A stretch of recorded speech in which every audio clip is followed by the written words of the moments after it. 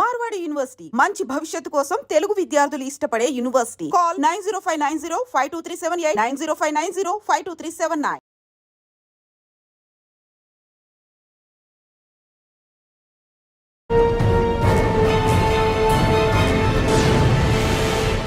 Welcome to crime diaries. ఈ వారం మన guest one of the best investigation officer.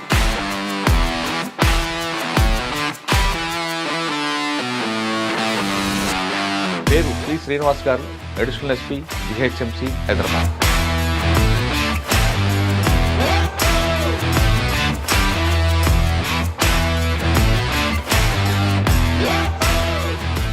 Pranay case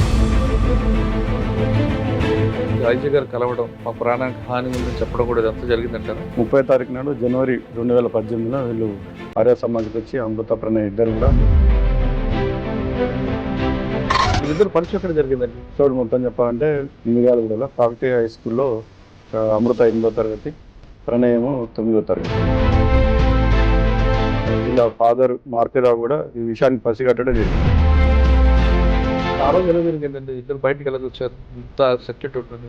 ఆ రోజు 29వ తారీఖు నాడు ఫస్ట్ తారీఖు వీళ్ళు ఇద్దరు కలిసి మార్తిరావుకి చాలా క్లియర్గా చెప్పిన వాళ్ళిద్దరు కూడా అది నా ట్రిపికల్ క్యాండిడేట్ మార్తిరావు అనే అతను ఇంకొక మాట. సార్, ఈ మొత్తం టోటల్ కన్విక్షన్లో మీ టీం ఎవరెవరు బాగా పనిచేశారు? దీంట్లో ప్రధానంగా అప్పుడు ఉన్న సార్ మాకు హెడ్ రంగనాథ్ సార్ అయినప్పటికీ కూడా టిఫిన్ రవీంద్ర సార్ కూడా దీన్ని చాలా అద్భుతంగా, రంగనాథ్ సార్ కూడా ప్రతి 2 రోజులకు ఒకసారి ఈ కేసులో ఏం జరుగుతుంది, ఏం చేస్తుంది, ఇట్లా కాదు ఇట్లా అని మాకు. సార్, మీరు మార్తోని అరెస్ట్ చేశారు, మాట్లాడి ఉంటారు. ఏం సాధించాడండి ఆయన? అతను అనుకున్నాడు, మార్తిరావు ఒక ఉద్దేశం ఏమిటంటే అతను చాలా డబ్బులు ఉన్నాయి ఆయన దగ్గర, న్యాయం జరగదనే కాన్సెప్ట్ ఉంటుంది, ఏం కాదనే కాన్సెప్ట్ ఉంటుంది. ఈ జనరల్ కాన్సెప్ట్లో పోయి అతను ఈ యొక్క చర్య తీసుకోవడం జరిగింది. వరంగల్ చేస్తున్న టైంలో పక్కన నెట్, ఆ నెట్లో అదొక హబ్బు. అప్పట్లో ఇటువంటి సంఘాలు ఉండేవి, దాన్ని లీడ్ చేస్తున్న ఎవరు ఉండేవారండి? వరంగల్ జిల్లాలో మెయిన్గా NITలో నంబాల కేశారావు, ఇప్పుడు పీపుల్స్ వార్ పార్టీ సెక్రటరీ ఉన్న ఆల్ ఇండియా సెక్రటరీ. ఆ ప్రాంతాన్ని ఒక పెద్ద మావోయిస్టు ప్రాంతంగా తయారు చేయడం తర్వాత police. Welcome to crime diaries. ఈ వారం మన guest one of the best investigation officer. పేరు పి శ్రీనివాస్ గారు, additional SP GHMC Hyderabad. P Srinivas గారు తెలుగు రాష్ట్రాల్లో సంచలనం రేపిన అమృత ప్రణయ్ కేసులో ఆయన బెస్ట్ ఇన్వెస్టిగేషన్ ఆఫీసర్. మిర్యాలగూడలో ప్రణయ్ హత్య జరిగినప్పుడు శ్రీనివాస్ గారు మిర్యాలగూడ డిఎస్పీగా ఉన్నారు. ఆ టైంలో ప్రణయ్ హత్య జరిగిన వెంటనే స్పాట్కి రీచ్ అయ్యి అప్పటి నుండి ఆ కేసు ఛార్జ్షీట్ వేసే వరకు ఆయన ఫాలోఅప్ చేశారు. అప్పట్లో ఆయన చేసిన పని వల్లే మొన్న జరిగిన కోర్టు తీర్పులో అందులో ఒకరికి డెత్ సెంటెన్స్ వచ్చింది, మరో 6గురికి యావజ్జీవ కారాశిక్ష వచ్చింది. అంటే ఒక నిందితుడిని దాదాపు 6గురు కలిసి చేసిన ఆ కేసులో ఎవరు తప్పించుకోకుండా చేసిన దీంట్లో ఛార్జ్షీట్ వేయడంలో కానీ ఇన్వెస్టిగేషన్లో కానీ ఆయన వన్ ఆఫ్ ద బెస్ట్ అని చెప్పచ్చు. శ్రీనివాసరావు గారు ఆ కేసులో ఎలా చేశారు?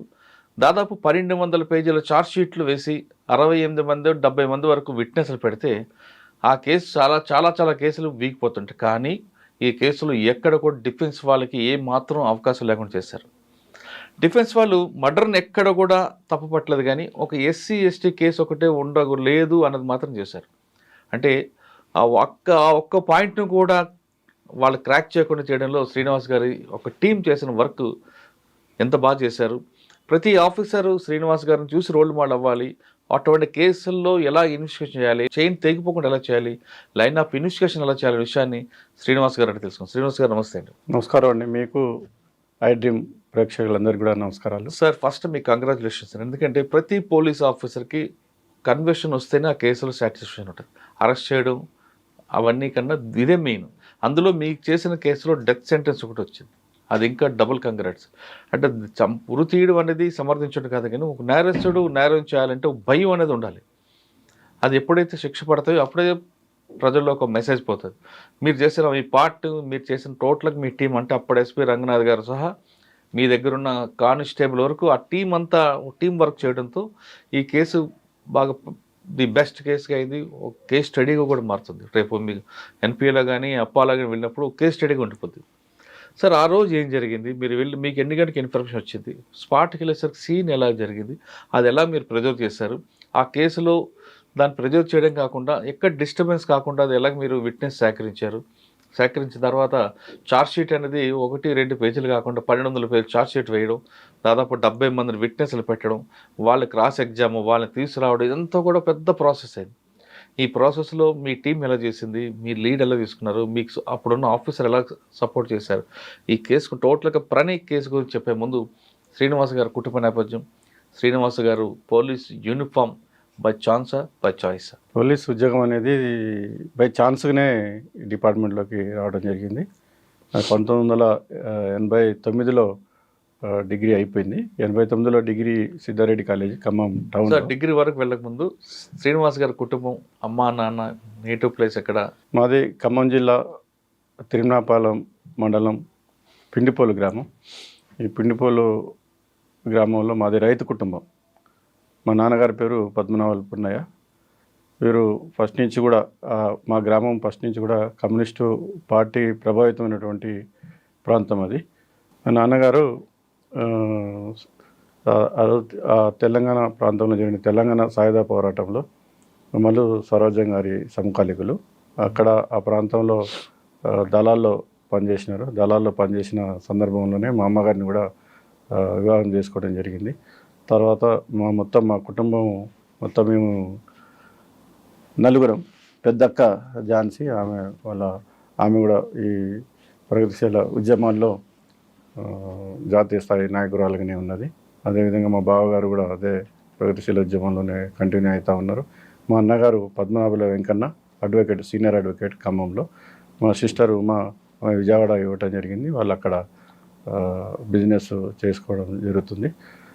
మొత్తము మా నాన్నగారు మమ్మల్ని చదువుల దృష్ట్యా ఖమ్మంలోనే గుట్టల బజార్ అని ఉంటుంది ఖమ్మంలో, గ్రెయిన్ మార్కెట్ దగ్గర. అక్కడే ఒక ఇల్లు తీసుకుని అక్కడే పెట్టడం జరిగింది. అక్కడనే తర్వాత మా నాన్నగారు పార్టీలలో తిరుగుతున్న క్రమంలో మా అమ్మని కష్టపడి ఎంతో మా అందరిని కూడా పెంచడం జరిగింది. విద్యాబుద్ధులన్నీ కూడా చెప్పడం జరిగింది. ఆ నేపథ్యంలో మేము పెరిగినాం కాబట్టి ఫస్ట్ నుంచి కూడా ఏదైనా అన్యాయం జరిగినప్పుడు వాళ్ళకి న్యాయం చేసే వరకు అదొక మా సొంత కుటుంబంలో జరిగింది అన్నట్లు భావించి దాన్ని ముందుకు తీసుకుపోవడం జరిగింది. మొదటి నుంచి కూడా నేను 1991లో ఎస్ఐగా నేను రిక్రూట్ కావడం జరిగింది. సార్ మీరు సిద్ధార్థ కాలేజీలో డిగ్రీ చేశారు. చేసిన తర్వాత అంటే వేరే జాబ్కి వెళ్దాం అనుకున్నారా, లేదంటే అప్పటికప్పుడు నోటిఫికేషన్ వస్తే పోలీస్ డిపార్ట్మెంట్కి వచ్చారు? డిగ్రీ అయిపోయిన వెంటనే సిద్ధారెడ్డి కాలేజ్ డిగ్రీ అయిపోయిన వెంటనే ఎంఏ ఎంట్రన్స్ రాయడం జరిగింది. ఎంఏ ఎకనామిక్స్లో నాకు ఆర్ట్స్ కాలేజీలో సీట్ రావడం జరిగింది. అదే సందర్భంలో బీఈడీలో కూడా రావడం జరిగింది. 89లో డిగ్రీ అయిపోయింది. 90లో ఎంఏ ఎకనామిక్స్ సీట్ రావడం జరిగింది ఆర్ట్స్ కాలేజీ. అక్కడ జాయిన్ అయిన తర్వాత ఒక 1 month తర్వాత బీఈడీలో కూడా సీట్ వచ్చింది. ఆ రోజున్న పరిస్థితుల్లో టీచర్గా పోవాలంటే బీఈడీ ఉద్యోగాలు ఎక్కువ ఉండేవి కాదు. టీచర్ ఉద్యోగం మాత్రం చాలా ఎమ్మటే వచ్చేది బీఈడీ అయిపోయిన వెంటనే. అందుకోసం బీఈడీకి ఎంఏ డిస్కంటిన్యూ చేసి బీఈడీకి వెళ్ళిపోవడం జరిగింది 1991లో. బీఈడీ పూర్తి అయిపోయిన వెంటనే ఎస్ఐ రిక్రూట్మెంట్ చూడటం జరిగింది పేపర్లో. వెంటనే దానికి అప్లై చేయటం, ఎస్ఐ సెలెక్ట్ కావడం జరిగింది వరంగల్ జోన్ నుంచి. బై చాయిస్కినే దీంట్లోకి రావడం జరిగింది. సార్ ట్రైనింగ్ అయిన తర్వాత ఫస్ట్ ట్రైనింగ్ అప్పాలో అయిందా మీకు, అనంతపురా? మాకు ఫస్ట్ అంబర్పేట పీటీసీలో అయింది. మా ప్రిన్సిపాల్ గారు వ్యాస్ సార్ ఉండే, వైస్ ప్రిన్సిపల్ వ్యాస్ సార్ మాకు ప్రిన్సిపల్. సూపర్. అయితే ఉమాపతి గారు ఉప సర్పంచ్, వైస్ ప్రిన్సిపల్ ఉమాపతి గారు ఉండే. ఓకే. అంటే ఉమాపతి గారు ఇద్దరు ఉండేవారు. ఉమాపతి గారు శ్రీకాకుళం డిస్ట్రిక్ట్ దొరగారి బంధువు. ట్రైనింగ్ అయిన తర్వాత ఫస్ట్ పోస్టింగ్ ఎక్కడ వచ్చింది? ట్రైనింగ్ అయిన వెంటనే ఫస్ట్ పోస్టింగ్ నాకు కాగజ్నగర్లో ప్రాక్టికల్ ట్రైనింగ్ ఇవ్వడం జరిగింది. ఆదిలాబాద్ డిస్ట్రిక్ట్ కాగజ్నగర్లో ప్రాక్టికల్ ట్రైనింగ్ చేయడం జరిగింది. తర్వాత 6 నెలల తర్వాత నేరేడుగొండలో ఇండిపెండెంట్ ఎస్ఐగా పోస్టింగ్ ఇవ్వడం జరిగింది. తర్వాత నేరేడుగొండలో ఉన్నప్పుడే నాకు మ్యారేజ్ అయింది. మా మిస్సెస్ కూడా అప్పటికే ఇంజనీరింగ్ అయిపోయింది.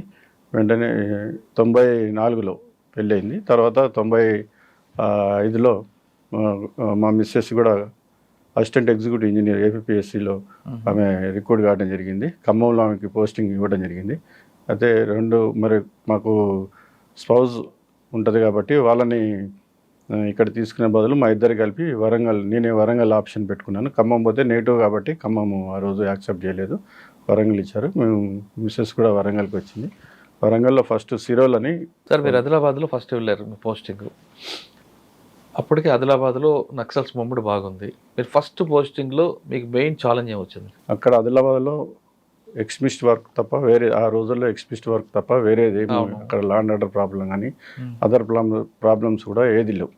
ఎక్స్ట్రీమిస్ట్ వర్క్ మీదనే ఎక్కువ మేము దృష్టి పెట్టాల్సి వచ్చింది. ఎక్కువ కూడా రైడ్సే ఉండేవి. ఎక్కువ కూడా కడెం, ఖానాపూర్, ఉట్నూరు ఈ ఏరియాల్లోనే రైడ్స్ చేయడం జరిగింది. మీకు తెలియని దళం ఎప్పుడైనా ఎదురుపడిందా? ఆ టైంలో అది పెద్ద ఫారెస్ట్ ఏరియా కాబట్టి నేను ఉన్నది కూడా కొద్ది టైమే అక్కడ. ఆ టైంలో ఎప్పుడు కూడా కాలేదు. కాకపోతే రికవరీస్ వేరే ల్యాండ్ మైన్స్ తర్వాత అట్లాంటి రికవరీస్ చేయడం జరిగింది కానీ ఎన్కౌంటర్స్ అయితే కాలేదు. సార్ వరంగల్ వచ్చారు. వరంగల్లో అది కూడా హబ్బే అప్పట్లో. మరి మీ వర్క్ ఎక్కడ? ఫస్ట్ పోస్టింగ్ ఎక్కడ? వరంగల్ ఫస్ట్ సిరోల్ పోలీస్ స్టేషన్లో ఇవ్వడం జరిగింది. చేరియాల సిరోల్ అని మైబాద్ తాలూకా. అది ఎక్కువ అక్కడ పొలిటికల్లీ సెన్సిటివ్, అది పెద్ద అక్కడ తెలుగుదేశం కాంగ్రెస్ రెండు కూడా రైవలరీగా ఉండడం జరుగుతుంది. అక్కడ పార్టీలో పరంగా విపరీతమైనటువంటి ఫ్యాక్షన్స్ ఉండేవి ప్రతి ఊర్లో కూడా. అక్కడ ఎక్కువ కూడా డి అంటే డి, ప్రతి ఊర్లో ఒక ఇద్దరు నాయకులు ఉండేవాళ్ళు. ఒక పార్టీ ఇదైతే ఇంకొక నాయకుడు, మళ్ళీ అదే వాళ్ళు ఒక పార్టీ నాయకుడు ఇంకొక తెలుగుదేశం పోతే ఈ పార్టీ నాయకుడు కాంగ్రెస్కి వెళ్ళేది. ఆ వైరుధ్యం అనేది అట్లనే ఉండేది గ్రామాలలో, ఎప్పుడు కూడా చాలా ఉండేది. సీరియల్లో చాలా ఫ్యాక్షన్ గ్రామాలు కూడా ఉండేవి. ఫస్ట్ పోస్టింగ్ కాబట్టి పొలిటికల్ ఫ్యాక్షన్ని ఎదుర్కోవడంలో మా సీనియర్స్ అక్కడ సిఐలు కూడా ఉన్నారు కాబట్టి వాళ్ళందరూ కూడా ఇచ్చారు. ఫస్ట్ ఎస్పీ ఎవరంటే మీకు వరంగల్ సుదీప్ లక్టిగా సార్ ఫస్ట్ మేము వచ్చినాం. మీకు సిఐ? మాకు సిఐ ఫస్ట్ సిఐ సూర్యనారాయణ అని, ఆయన 83 ఎస్ఐ ఉంది. ఆయన తర్వాత డిఎస్పీ గారు రిటైర్ పనిచేస్తారండి. ఫస్ట్ పోస్టింగ్లో అక్కడ పొలిటికల్గా నన్ను 1 year ఉంచడం జరిగింది. అక్కడ ఆ ఊర్లో సిరోల్లో ఒక ద్వారా ఉండేవాళ్ళు, అతని మీద SC/ST కేసు పెట్టడం జరిగింది. తర్వాత ఆయన డిఐజీ గారికి కంప్లైంట్ చేయడం జరిగింది. డిఐజీ గారు ఎందుకు అక్కడి నుంచి మళ్ళీ డైరెక్ట్ ఎస్ఐ కదా నువ్వు ఎక్స్ట్రీమిస్ట్ ఏరియాలో పనిచేయాలని అక్కడి నుంచి కేసముద్రం అని, మాది కూడా దగ్గర వస్తుంది కదా మైబాద్ తాలూకాలని, కేసముద్రంకి అక్కడ కొద్దిగా ఎక్స్ట్రీమిస్ట్ ప్రాబ్లం పెరుగుతూ ఉంది. అక్కడ దాన్ని కంట్రోల్ చేయడానికి అక్కడే వేయటం జరిగింది. అక్కడేముందో ఛాలెంజ్ సార్? అక్కడ మేము వచ్చిన టైంకి కొద్దిగా కమర్షియల్ కూడా మార్కెట్ ఉంటుంది, చాలా యాక్టివిటీ బాగుంటుంది. తర్వాత ఈ గ్రానైట్ సంబంధించిన క్వారీస్ కూడా ఎక్కువ ఉంటాయి. అక్కడ గని కార్మికుల సంఘం అని ఉంటుంది. గ్రానైట్ క్వారీలో మావోయిస్టులు పనిచేసే ఎక్కువ గని కార్మికులు చాలా యాక్టివ్ ఉండేది. తర్వాత అక్కడ ఉన్నటువంటి రోజు అప్పుడు ఏబి వెంకటేశ్వరరావు ఎస్పీ గారు ఉండేది. వారు చాలా మాకు అన్ని విధాలు కూడా మనం ఎందుకు ఎక్స్ట్రీమిస్ట్ వర్క్ చేయాలి, ఎక్స్ట్రీమిస్ట్ వల్ల మరి ఎటువంటి సమాజంలో దుష్పరిణామాలు జరుగుతూ ఉన్నాయి, వాళ్ళని కంట్రోల్ చేసినప్పుడే అభివృద్ధి అనేది సాధ్యమవుతుంది అనేది చాలా విపులంగా మాకు క్లాసుల ద్వారా చెప్పేవాళ్ళు. దాంతో కూడా మేము ఎక్స్ట్రీమిస్ట్ వర్క్ చేయాలనేది కూడా ఇన్స్పిరేషన్ అందరికీ వచ్చేది. చాలా వరకు కూడా అయింది. అక్కడ చాలామందిని కూడా దాదాపుగా ఒక ఎన్కౌంటర్ కూడా అయింది. తర్వాత అక్కడ 400 మంది మిలిటెంట్స్ వరకు కూడా మేము అక్కడ అరెస్ట్. మా లిమిట్స్లో కూడా ఎన్కౌంటర్ అయింది. గాలి సీన్ అని చెప్పేసి అక్కడ గని కార్మికుల సంఘాన్ని కార్యదర్శి అతన్ని మేము కోమింగ్ పోయినప్పుడు ఎదురుపడడం జరిగింది. దాంట్లో అతను చనిపోవడం జరిగింది. తర్వాత చాలామందిని కూడా మేము అక్కడ సరెండర్ చేయడం, పెద్ద లీడర్లు కూడా సరెండర్ చేయడం జరిగింది. లోకల్తో పబ్లిక్ తోటి ఎక్కువ కాంటాక్ట్లో ఉండేది నేను. పోలీస్ స్టేషన్ కూడా కాంపౌండ్ వాళ్ళు కూడా ఆ రోజుల్లో పబ్లిక్తోనే కట్టే పనికి ఆహార పథకం ఉండేది, బియ్యం ఇచ్చి పని, వాటితోనే ఆ పోలీస్ స్టేషన్ మొత్తాన్ని కూడా డెవలప్ చేయడం జరిగింది. అప్పుడు ఉన్న ఎస్పీ గారు కూడా మిశ్రా మేడం ఉండేది. ఆమె కూడా పోలీస్ స్టేషన్కి వచ్చి అక్కడ ఉన్నటువంటి వాతావరణం చూసి చాలా అప్రిషియేట్ కూడా చేయడం జరిగింది. మా ఎస్పీ గారు కూడా ఆ రోజు రివార్డ్ కూడా ఇవ్వడం జరిగింది. సార్ సెకండ్ పోస్టింగ్ తర్వాత అక్కడి నుంచి చెన్నారావుపేట, అక్కడ కేసముద్రం నుంచి స్పెషల్ పార్టీకి తీసుకోవడం జరిగింది మమ్మల్ని. స్పెషల్ పార్టీలో 9 months పనిచేయడం జరిగింది. తర్వాత మాకు ఆర్పి ఠాగూర్ సార్ ఎస్పీగా ఉండే, ఏబి వెంకటేశ్వర గారి తర్వాత ఆర్పి ఠాగూర్ సారు అక్కడ చెన్నారావుపేట అని నర్సంపేట పక్కన ఉంటుంది, చంద్రబాబుపేటలో కూడా ఫ్యాక్షన్స్ ఉండే. ఒక పార్టీలోనో 2 వర్గాలు ఉంటాయి అక్కడ. ఇప్పుడు కూడా గొడవలు అవుతుంటే అంతకుముందు ఉన్న ఎస్ఐ అక్కడి నుంచి వెళ్ళిపోవడం జరిగింది. ఆ దృష్ట్యా అక్కడ కంట్రోల్ చేయడానికి మంచి ఎస్ఐ ఉండాలనే ఉద్దేశంతో ఆ తెలుగుదేశంలోనే 2 వర్గాలు ఉంటాయి, రేవూరు ప్రకాష్ రెడ్డి, మాధురెడ్డి. ఇప్పుడు వాళ్ళిద్దరు కూడా ఎమ్మెల్యేలు అయింది, ఒకళ్ళు పరకాల నుంచి, ఒకళ్ళు నర్సంపేట నుంచి. ఒక పార్టీలోనే విత్ ఇన్ ద పార్టీలోనే ఉంటాయి కాబట్టి దాన్ని కంట్రోల్ చేయడానికి తర్వాత అక్కడ ఉన్నటువంటి లీడర్లతో కూడా మాట్లాడి కొద్దిగా కంట్రోల్ చేయడం జరిగింది. దానికి మెచ్చుకొని వెంటనే నర్సంపేట డివిజన్ అప్పుడు కమలాసన్ రెడ్డి గారు మాకు డిఎస్పీ గారు ఉండే జరిగింది. నర్సంపేటలో 5 సంవత్సరాలు ఎస్హెచ్ఓగా చేయడం జరిగింది. సార్ నర్సంపేటలో మీ వర్క్ ఏముందండి అప్పుడు? నర్సంపేటలో మెయిన్గా అక్కడ కూడా యాంటీ ఎక్స్ట్రీమిస్ట్ వర్క్, అక్కడ వేరేది ఉండేది కాదు, వేరే పని. ఫస్ట్ నేను పోయినప్పుడు సందాని సిఏ గారు ఉండేది, ఆయన కూడా ఎక్స్ట్రీమిస్ట్ వర్క్లో చాలా అందివేసిన చెయ్యి. ఎంతోమందిని ఎక్స్ట్రీమిస్ట్ పట్టుకోవడం జరిగింది, ఎన్కౌంటర్ చేయడం జరిగింది, చాలామందిని కూడా జరిగింది, సరెండర్స్ కూడా జరిగినాయి. అక్కడ మాకు మెయిన్ వర్క్ అంటే ఇదే ఉంటుంది. పొద్దున్నంతా లా అండ్ ఆర్డర్ చూసుకోవడం, రాత్రి అంతా ఇంట్రాగేషన్స్, తర్వాత అరెస్ట్ చేయటం, చాలా మందు పాత్రలు కూడా రికవర్ చేసినాం. మెయిన్గా అక్కడ కల్ప స్మగ్లింగ్ కూడా బాగుండేది ఆ రోజుల్లో. ఆ కల్ప స్మగ్లింగ్ కూడా చాలా వరకు దాదాపుగా లారీల కల్పని టేకుని సీజ్ చేయడం జరిగింది. కల్ప స్మగ్లింగ్ ఉంది, దాన్ని మొత్తం కర్బ్ చేయడం. తర్వాత గంజాయి మెయిన్ సమస్య ఏంటంటే అప్పుడు గంజాయి బాగుండేది అక్కడ. అంతకుముందు ఎప్పుడు కూడా గంజాయి మీద పోలీసు దృష్టి ఉండకపోయేది. కమలాసన్ రెడ్డి సార్ వచ్చిన తర్వాత ఆ పత్తిలో ఎక్కువ గంజాయి పెట్టేవాళ్ళు అక్కడ. ఆ గంజాయి అంతా తీసుకెళ్ళి పత్తిలో మిశ్రమ పంటగా ఎక్కువ పెట్టేవాళ్ళు, మిరపలో ఎక్కువ పెట్టేవాళ్ళు. తర్వాత దాన్ని కంట్రోల్ చేయడానికి మొత్తంగా గంజాయి పెట్టడానికే భయపడే విధంగా మొత్తం పంటనే దాన్ని ధ్వంసం చేయడం, కేసులు పెట్టడం, చాలా కంట్రోల్ చేయడం జరిగింది. తర్వాత అక్కడ ఎక్స్ట్రీమిస్టు మేము ఉన్న రోజు అక్కడ ఎక్కువ కూడా అఫెన్సులు అవుతుంటాయి, బ్లాస్టింగ్ చేయడము, లేకపోతే కానిస్టేబుల్ మీద చంపడం, ఇవన్నీ కూడా అది సర్వసాధారణం వరంగల్ జిల్లాలో. అంటే మీరు చేస్తున్న ఏరియాలో ఆ విధంగా జరిగే ఎక్కడ మేము వాటిలన్నిటి కూడా మేము కంట్రోల్ చేయడం జరిగింది. 5 years అనేది అది పెద్ద పీరియడ్ ఎస్హెచ్ఓగా. ఇప్పుడు అది ఇన్స్పెక్టర్ చేయడం జరిగింది ఎస్హెచ్ఓ, నేను ఉన్నప్పుడు ఎస్ఐని. ప్రతి దాంట్లో కూడా అంటే మేము మిలిటెంట్ల మీద ఎప్పుడప్పుడు నిఘా పెట్టుకోవటం, తర్వాత పబ్లిక్ నుంచి ఇన్ఫర్మేషన్ తీసుకోవటం, ఇవన్నీ లోకల్ అదర్ పార్టీస్ ఉంటాయి అక్కడ. వేరే ఎక్స్ట్రీమిస్ట్ పార్టీలోనే మావోయిస్టులకు వ్యతిరేకమైనటువంటి ప్రజాపంద వాళ్ళు ఉన్నారు, ఇంకా అదర్ పార్టీ చాలా గ్రూపులు ఉన్నాయి కదా అక్కడ, చాలా గ్రూపులు ఉన్నాయి, ప్రజా ప్రతిఘటన ఉన్నాయి అక్కడ, ఇవన్నీ కూడా ఉన్నాయి చాలా. తర్వాత కమలాసన్ రెడ్డి సార్ వెళ్ళిన తర్వాత Solomon Carey Wesley, Addanki Solomon Carey Wesley గారు వచ్చారు. తర్వాత అద్దంకి సాల్మన్ కేర్ వెస్లీ గారు వారు వచ్చారు. వారి తర్వాత రంగనాథ్ సార్ వచ్చారు. తర్వాత మాకు ఎస్పీ ఫస్ట్ మాకు మేము ఎస్హెచ్ఓ ఉన్నప్పుడు అక్కడ ఎస్ఐ ఉన్నప్పుడు సారు నర్సంపేట ఎస్ఐ, నేను సారు డిఎస్పీ గారు రావడం జరిగింది. అక్కడ నుండి నల్లగొండ వరకు వచ్చారు. చెప్పిన మూమెంట్లు ఎక్కువలో అంటే బాగా గుర్తుండిపోయిన సంఘటన చెప్పగలరా? చాలా సంఘటనలు ఉన్నాయి అక్కడ. మనం అది ప్రతి ఒక్క సంఘటనని చెప్పాలంటే చాలా టైం కూడా పడుతుంది. పనిచేసే సమయంలో ప్రతి ఒక్కటి గుర్తుంచుకునే సంఘటనలోనే ఇటు కల్ప స్మగ్లింగ్ని మేము పట్టుకోవడం, పెద్ద కల్ప స్మగ్లర్ టేకు బాగా స్మగ్లింగ్ అయ్యేది నర్సంపేట ఏరియా నుంచి. అక్కడ ఊటాయి అని ఉంటుంది, తర్వాత కొత్తగూడ అడవుల నుంచి, ములుగు ఏరియా నుంచి ఈ పాసేజ్ బాగుంటుంది. అక్కడ ఎక్కువ స్మగ్లర్స్ ఉన్నారు అక్కడ, ఇదే పని మీద ఉంటారు, ఒక ఊర్లే ఉంటాయి. అన్నింటిని కూడా కంట్రోల్ చేయడం జరిగింది. ఎక్స్ట్రీమిస్ట్ ప్రాబ్లం ప్రతి ఊర్లో కూడా చాలా వరకు ప్రతి ఊర్లో కూడా దాదాపు మనం ఆ రోజులలో ఒక్కొక్క ఊర్లో 150-200 మంది మిలిటెంట్స్ కూడా ఉండేవాళ్ళు. వాళ్ళందరినీ కూడా కంట్రోల్ చేయడం జరిగింది. తర్వాత గంజాయిని పూర్తిగా మనం అక్కడ ఎరాడికేట్ చేయడం జరిగింది.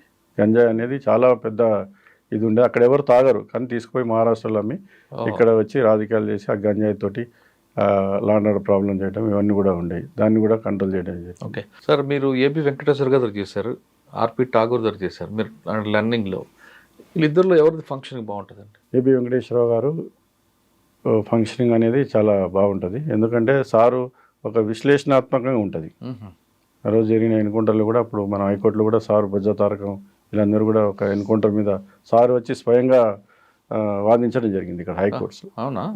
చాలా కొన్ని కేసులలో సారు ఏమో మనం ప్లానింగ్ అనేది చాలా అద్భుతంగా ఉంటుంది. ఆ ప్లానింగ్ ద్వారా తర్వాత ఆర్పి ఠాగూర్ గారికి రిజల్ట్స్ చాలా రావటం. ఫ్రూట్స్ వచ్చాయి. ఇప్పుడు మనం ప్రతి ఒక్కరు కూడా సార్ యొక్క ప్లానింగ్తోనే వర్క్స్ చాలా జరిగినాయి. తర్వాత దాన్ని ఆ క్రమాన్ని ఆర్పి ఠాకూర్ సార్ కూడా ముందుకు తీసుకోవడం చాలా ప్రోత్సాహకంగా ఉండేది మాకు. అంటే ఏదైనా జరిగినప్పుడు మాకు కట్టాలు డబ్బులు తెచ్చేప్పుడు ఎస్ఆర్ అమౌంట్ కూడా బాగుండేది. సారు ఆర్పి ఠాకూర్ సార్ మా పోలీస్ స్టేషన్లోనే ఏదైనా ఇన్సిడెంట్ అయినప్పుడు అందరిని పిలిచి ఎస్ఐలు కానించి పై డిఎస్పీ వరకు డబ్బులు ఇచ్చి వాళ్ళని కూడా మళ్ళీ ఇంకొక వర్క్ జరిగే విధంగా మనకి ప్రేరణ ఇచ్చేది సార్. తర్వాత మీరు పనిచేసిన టైంలో సరెండర్ ఎక్కువ ఉండేవారు కదా? సరెండర్ ఎక్కువయ్యారు. అదేవిధంగా ఎన్కౌంటర్స్ కూడా బాగా జరిగినాయి. ఎన్కౌంటర్స్ జరిగితేనే సరెండర్స్ అనేవి బాగా జరుగుతాయి. నర్సంపేట తర్వాత ఎక్కడికి వచ్చారండి? నర్సంపేట తర్వాత మడికొండ పోలీస్ స్టేషన్కి రావడం జరిగింది. మడికొండ అంటే కాజీపేట దగ్గరలో ఉంటుంది, ఆర్ఈసీ దగ్గర ఉంటుంది. అది కూడా చాలా తీవ్రవాద ప్రభావిత ప్రాంతాలు, బొట్టుపల్లి, తరాలపల్లి, ధర్మసాగర్, ఇవన్నీ కూడా వరవరరావు గారి కూడా పెండ్యాలు కూడా దాని కిందనే ఉండడం జరిగింది. అక్కడికి వచ్చిన తర్వాత ఊర్లలో కూడా ఎక్స్ట్రీమిస్ట్ ప్రాబ్లం మెయిన్గా ఒక్కొక్క ఊర్లో కూడా 300-400 మంది మిలిటెంట్స్ ఉండేవాళ్ళు. అంటే ఎంతమంది ఉన్నా మీకు బాగా ట్రబుల్ మాంగర్స్ ఎవరు ఉండేవారండి? దాంట్లో మెయిన్గా దడబైన స్వామి అని ఉండేవాడు. తర్వాత దడబైన స్వామి అని చెప్పేసి రాంపేట ఉండేవాడు. అతను కూడా తర్వాత ఎన్కౌంటర్ అవడం జరిగింది. తర్వాత చాలా మంది కూడా అక్కడ ఉన్నప్పుడు రాజిరెడ్డి అని అతను కూడా సరెండర్ అయ్యిండు. తర్వాత కుమారస్వామి అని సరెండర్ అరెస్ట్ చేయడం జరిగింది. ఆయన ఇన్ఫర్మేషన్ వచ్చి చాలా కూడా అక్కడ ఎక్స్ట్రీమిస్ట్ యాక్టివిటీస్ కబ్ చేయడం. అప్పుడు మాకు ఎస్పీగా స్టీఫెన్ రవీంద్ర సార్ ఉండేది. స్టీఫెన్ రవీంద్ర సార్ తర్వాత ఫస్ట్ శ్రీనివాస్ రెడ్డి సార్ ఉండేది. చాలా యాక్టివిటీస్ యూత్ వాళ్ళకి కూడా చాలా ప్రోగ్రామ్స్ కూడా పెట్టినాం. శ్రీనివాస్ రెడ్డి సార్ తర్వాత వచ్చారు. స్టీఫెన్ సార్ వచ్చిన తర్వాత కూడా చాలా మాసుగా అక్కడ చాలా దాన్ని కంట్రోల్ చేయడం జరిగింది. ఎక్స్ట్రీమిస్ట్ దాన్ని చాలా కంట్రోల్ అయింది.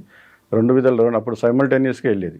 ఒక పక్కన ప్రజల్లోకి పోలీస్ని తీసుకుపోవడం, ప్రజలకి చేరువ చేయడం పోలీస్ డిపార్ట్మెంట్ జరిగేది. తర్వాత ఈ ఎక్స్ట్రీమిస్ట్ వల్ల ఏ ప్రాబ్లమ్స్ జరుగుతున్నాయి అనేది కూడా ప్రజలకి ఎక్స్ప్లెయిన్ చేసేది. ఓ పక్కన వాళ్ళని పట్టుకోవడానికి ప్రయత్నం, ఎన్కౌంటర్ పెట్టడం, ఇవన్నీ కూడా చాలా ఎక్కువగా జరిగిండేది. సార్ ఉన్నప్పుడు కూడా మేము అక్కడ చాలామంది నక్సలైట్ తల్లిదండ్రులు ఎన్కౌంటర్లో చనిపోయిన వాళ్ళకి కూడా మేము ఇల్లు కట్టడం జరిగింది. నేను సార్తోనే ఆ ఇంటిని కూడా నేను ప్రారంభోత్సవం సార్తో చేయించడం జరిగింది. తర్వాత చాలా ప్రోగ్రామ్స్ కూడా, లైబ్రరీ కూడా అక్కడ ప్రజల్లో, ఎందుకంటే చదువుకుంటే ఇట్లాంటి వాటికి దూరం ఉంటారు. ముందు ఎడ్యుకేషనే చాలా ఇంపార్టెంట్. కాబట్టి బట్టుపల్లి అని విలేజ్ ఉంటుంది, దాదాపుగా అది ఒక ప్రధానమైన ప్రాంతం. ఆ లైబ్రరీని కూడా శ్రీనివాస్ రెడ్డి సార్ ఎస్పీగా ఉన్నప్పుడు ఇచ్చారు. తరాలపల్లి గ్రామం ఉంటుంది, తరాలపల్లిలో కూడా ఒక లైబ్రరీ పెట్టడం జరిగింది. అక్కడ కూడా తర్వాత మీరు కొంత మెడికల్ క్యాంప్ కూడా పెట్టారట కదా? మెడికల్ క్యాంపులు. తర్వాత అప్పుడు మనకి రాజీవ్ ఫౌండేషన్ కూడా బట్టలు ఇచ్చేది. ఆ బట్టలు కూడా దాదాపుగా లారీలు బట్టలు తీసుకొచ్చి ప్రజలకి ఇవ్వడం జరిగింది.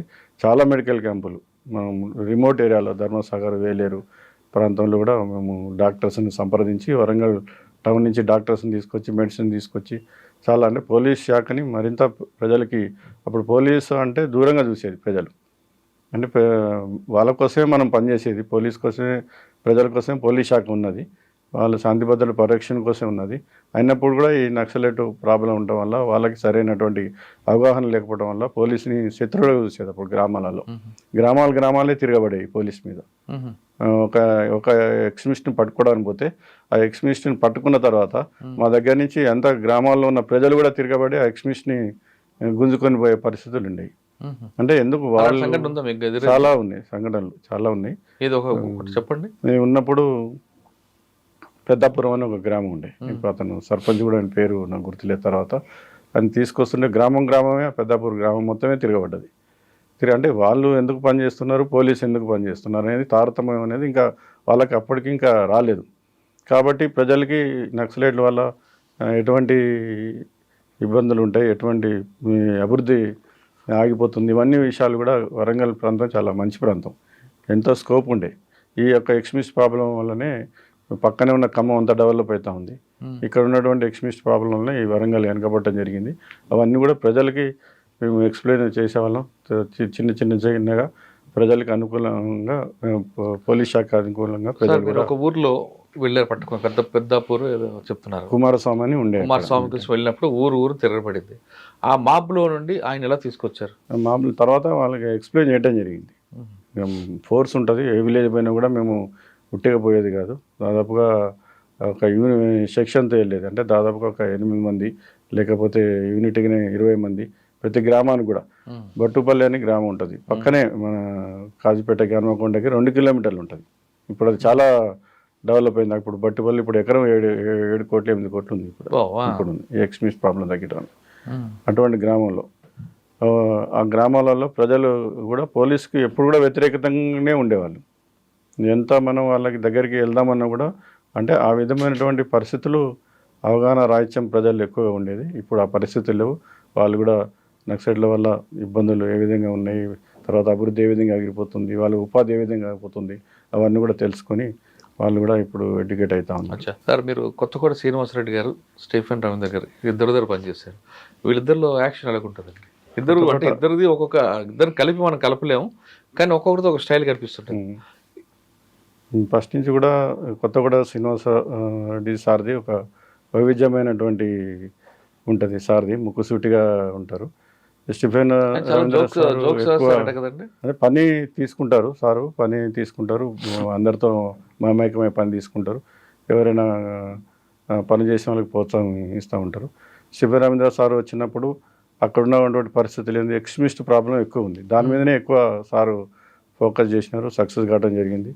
ఈరోజు సార్ యొక్క కృషి వల్లనే చాలా వరకు ఎక్స్ట్రీమిస్ట్ ప్రాబ్లం కూడా అక్కడ తగ్గడం. ఇష్యూని షార్ట్ అవుట్ చేయడం ఒకటే, కానీ ఫంక్షన్ చేయడం ఇద్దరు డిఫరెంట్ కదా. శ్రీనివాసరెడ్డి గారు ఎక్కువ నవ్విస్తూ పని తీసుకుంటారు, స్టీఫెన్ గారు పని చేసుకుంటారు, కానీ పని అయిన తర్వాత వాళ్ళకి బహుమతులు ఇవ్వడం, ఆ ఎంకరేజ్మెంట్ ఉంటుందట కదా. పోలీస్ శాఖలో అంటే వరంగల్లో, ఎస్పెషల్లీ వరంగల్లో వచ్చినప్పుడు అక్కడ డిసిప్లిన్ ఎక్కువ ఉంటుంది. అంటే పొలిటికల్ అనేది చాలా తక్కువ. ఎవరు కూడా పొలిటికల్ దగ్గరికి మేము పోయేది కాదు. ఎవరైనా పోతే వాళ్ళని సస్పెండే చేసేది. ఎవరైనా ఆఫీసర్లు, ఎస్పీ గారు కానీ ఎవరైనా. పోస్టింగ్ అనేది వాళ్ళ పని విధానం మీదనే ఉండేది. ఆఫీసర్ పోస్టింగ్స్ అయ్యి దాదాపు 2004 వరకు దాదాపు సస్పెండ్ చేస్తారు. చార్జ్ మెమో చేస్తారు. దగ్గర కూడా వాళ్ళు రానివారు. అంటే అప్పుడు పొలిటికల్ కూడా చాలా పరిమితంగా ఉండేది. ఈవెన్ ఎమ్మెల్యేలు కానీ వీళ్ళు కానీ మా పర్మిషన్ లేని, అక్కడ లోకల్ ఎస్ఐ పర్మిషన్ లేనిదే ఎమ్మెల్యే ఊర్లోకి కూడా రావడానికి సాహసించకపోయేది. అక్కడున్న పరిస్థితులు వాళ్ళు చెప్పేది, తర్వాత వాళ్ళకి ఎస్కాట్ ఇచ్చేది, అక్కడ ఉన్నటువంటి మళ్ళీ సేఫ్గా వాళ్ళని తీసుకొని పోవడం జరిగేది.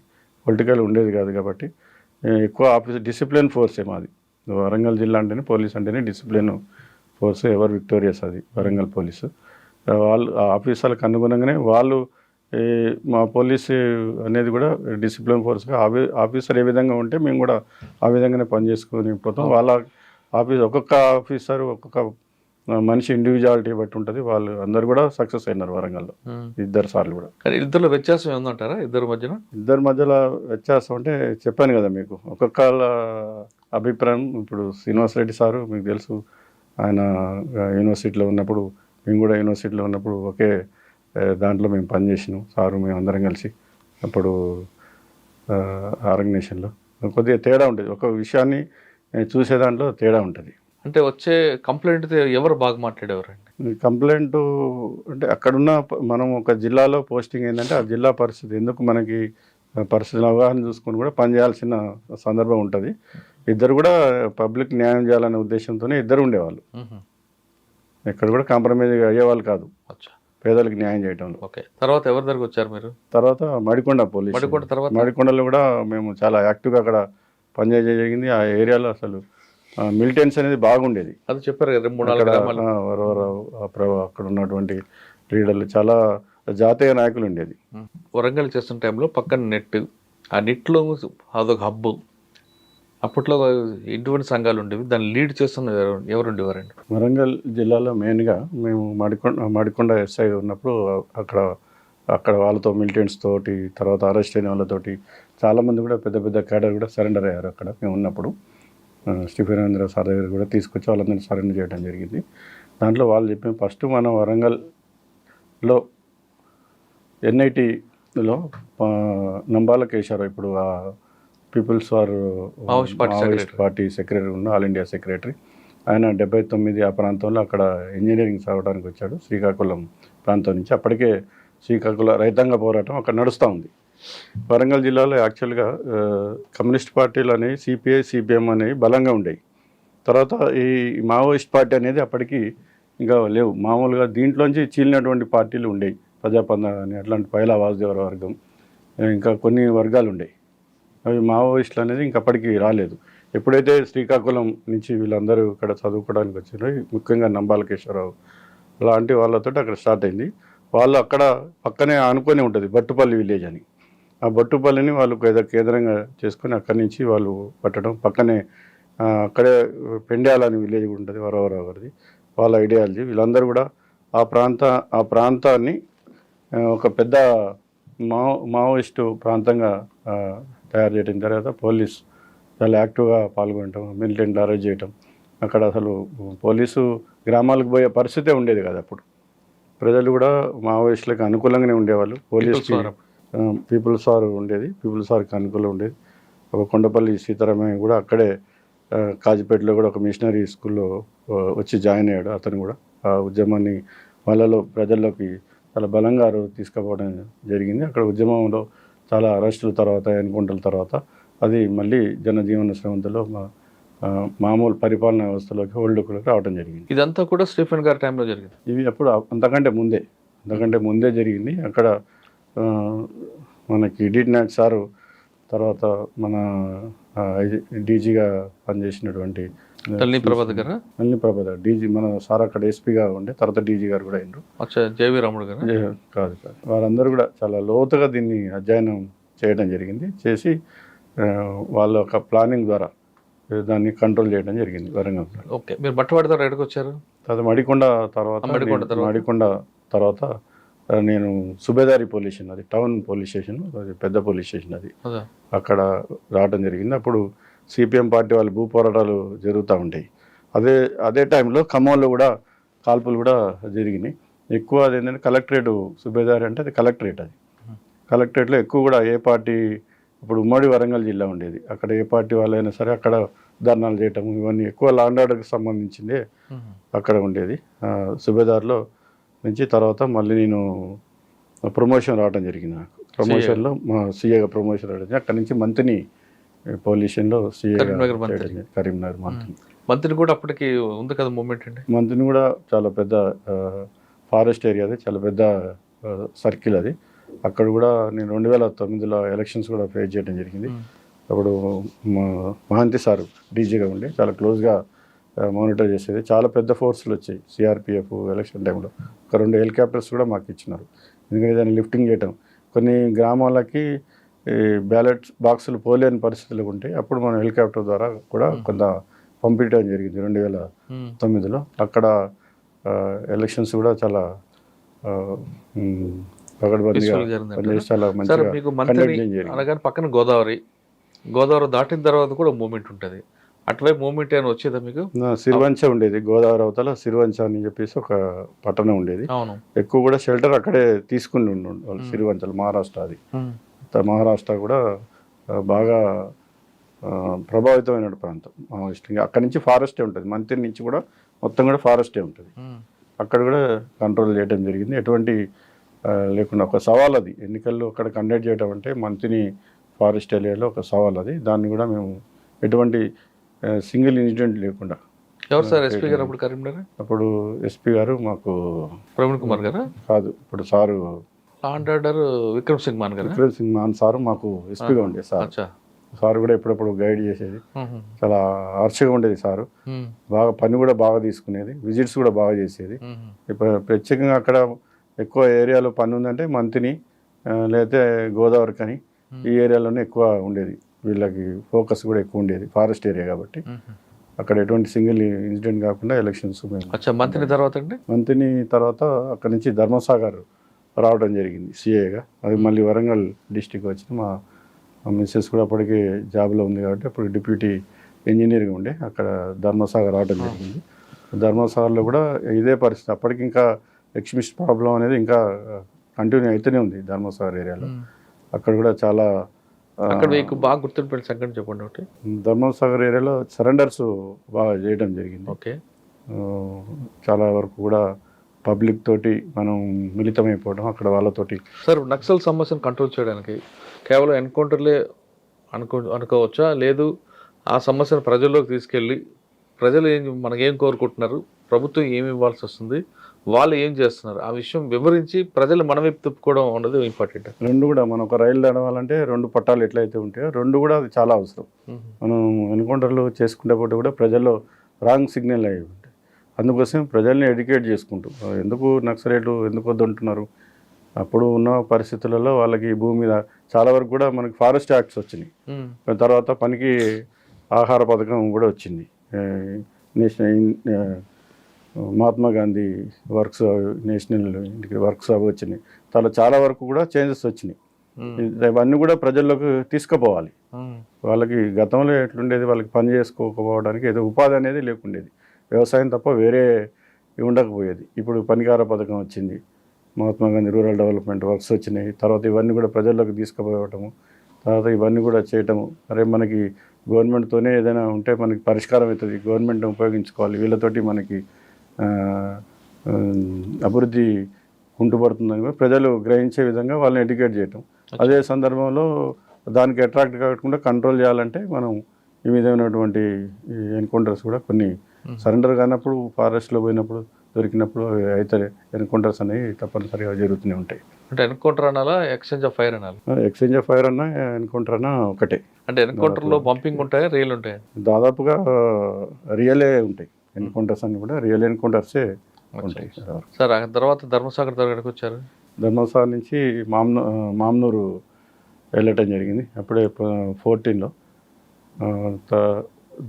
మామ్నూరు ఇన్స్పెక్టర్గా వెళ్ళటం జరిగింది.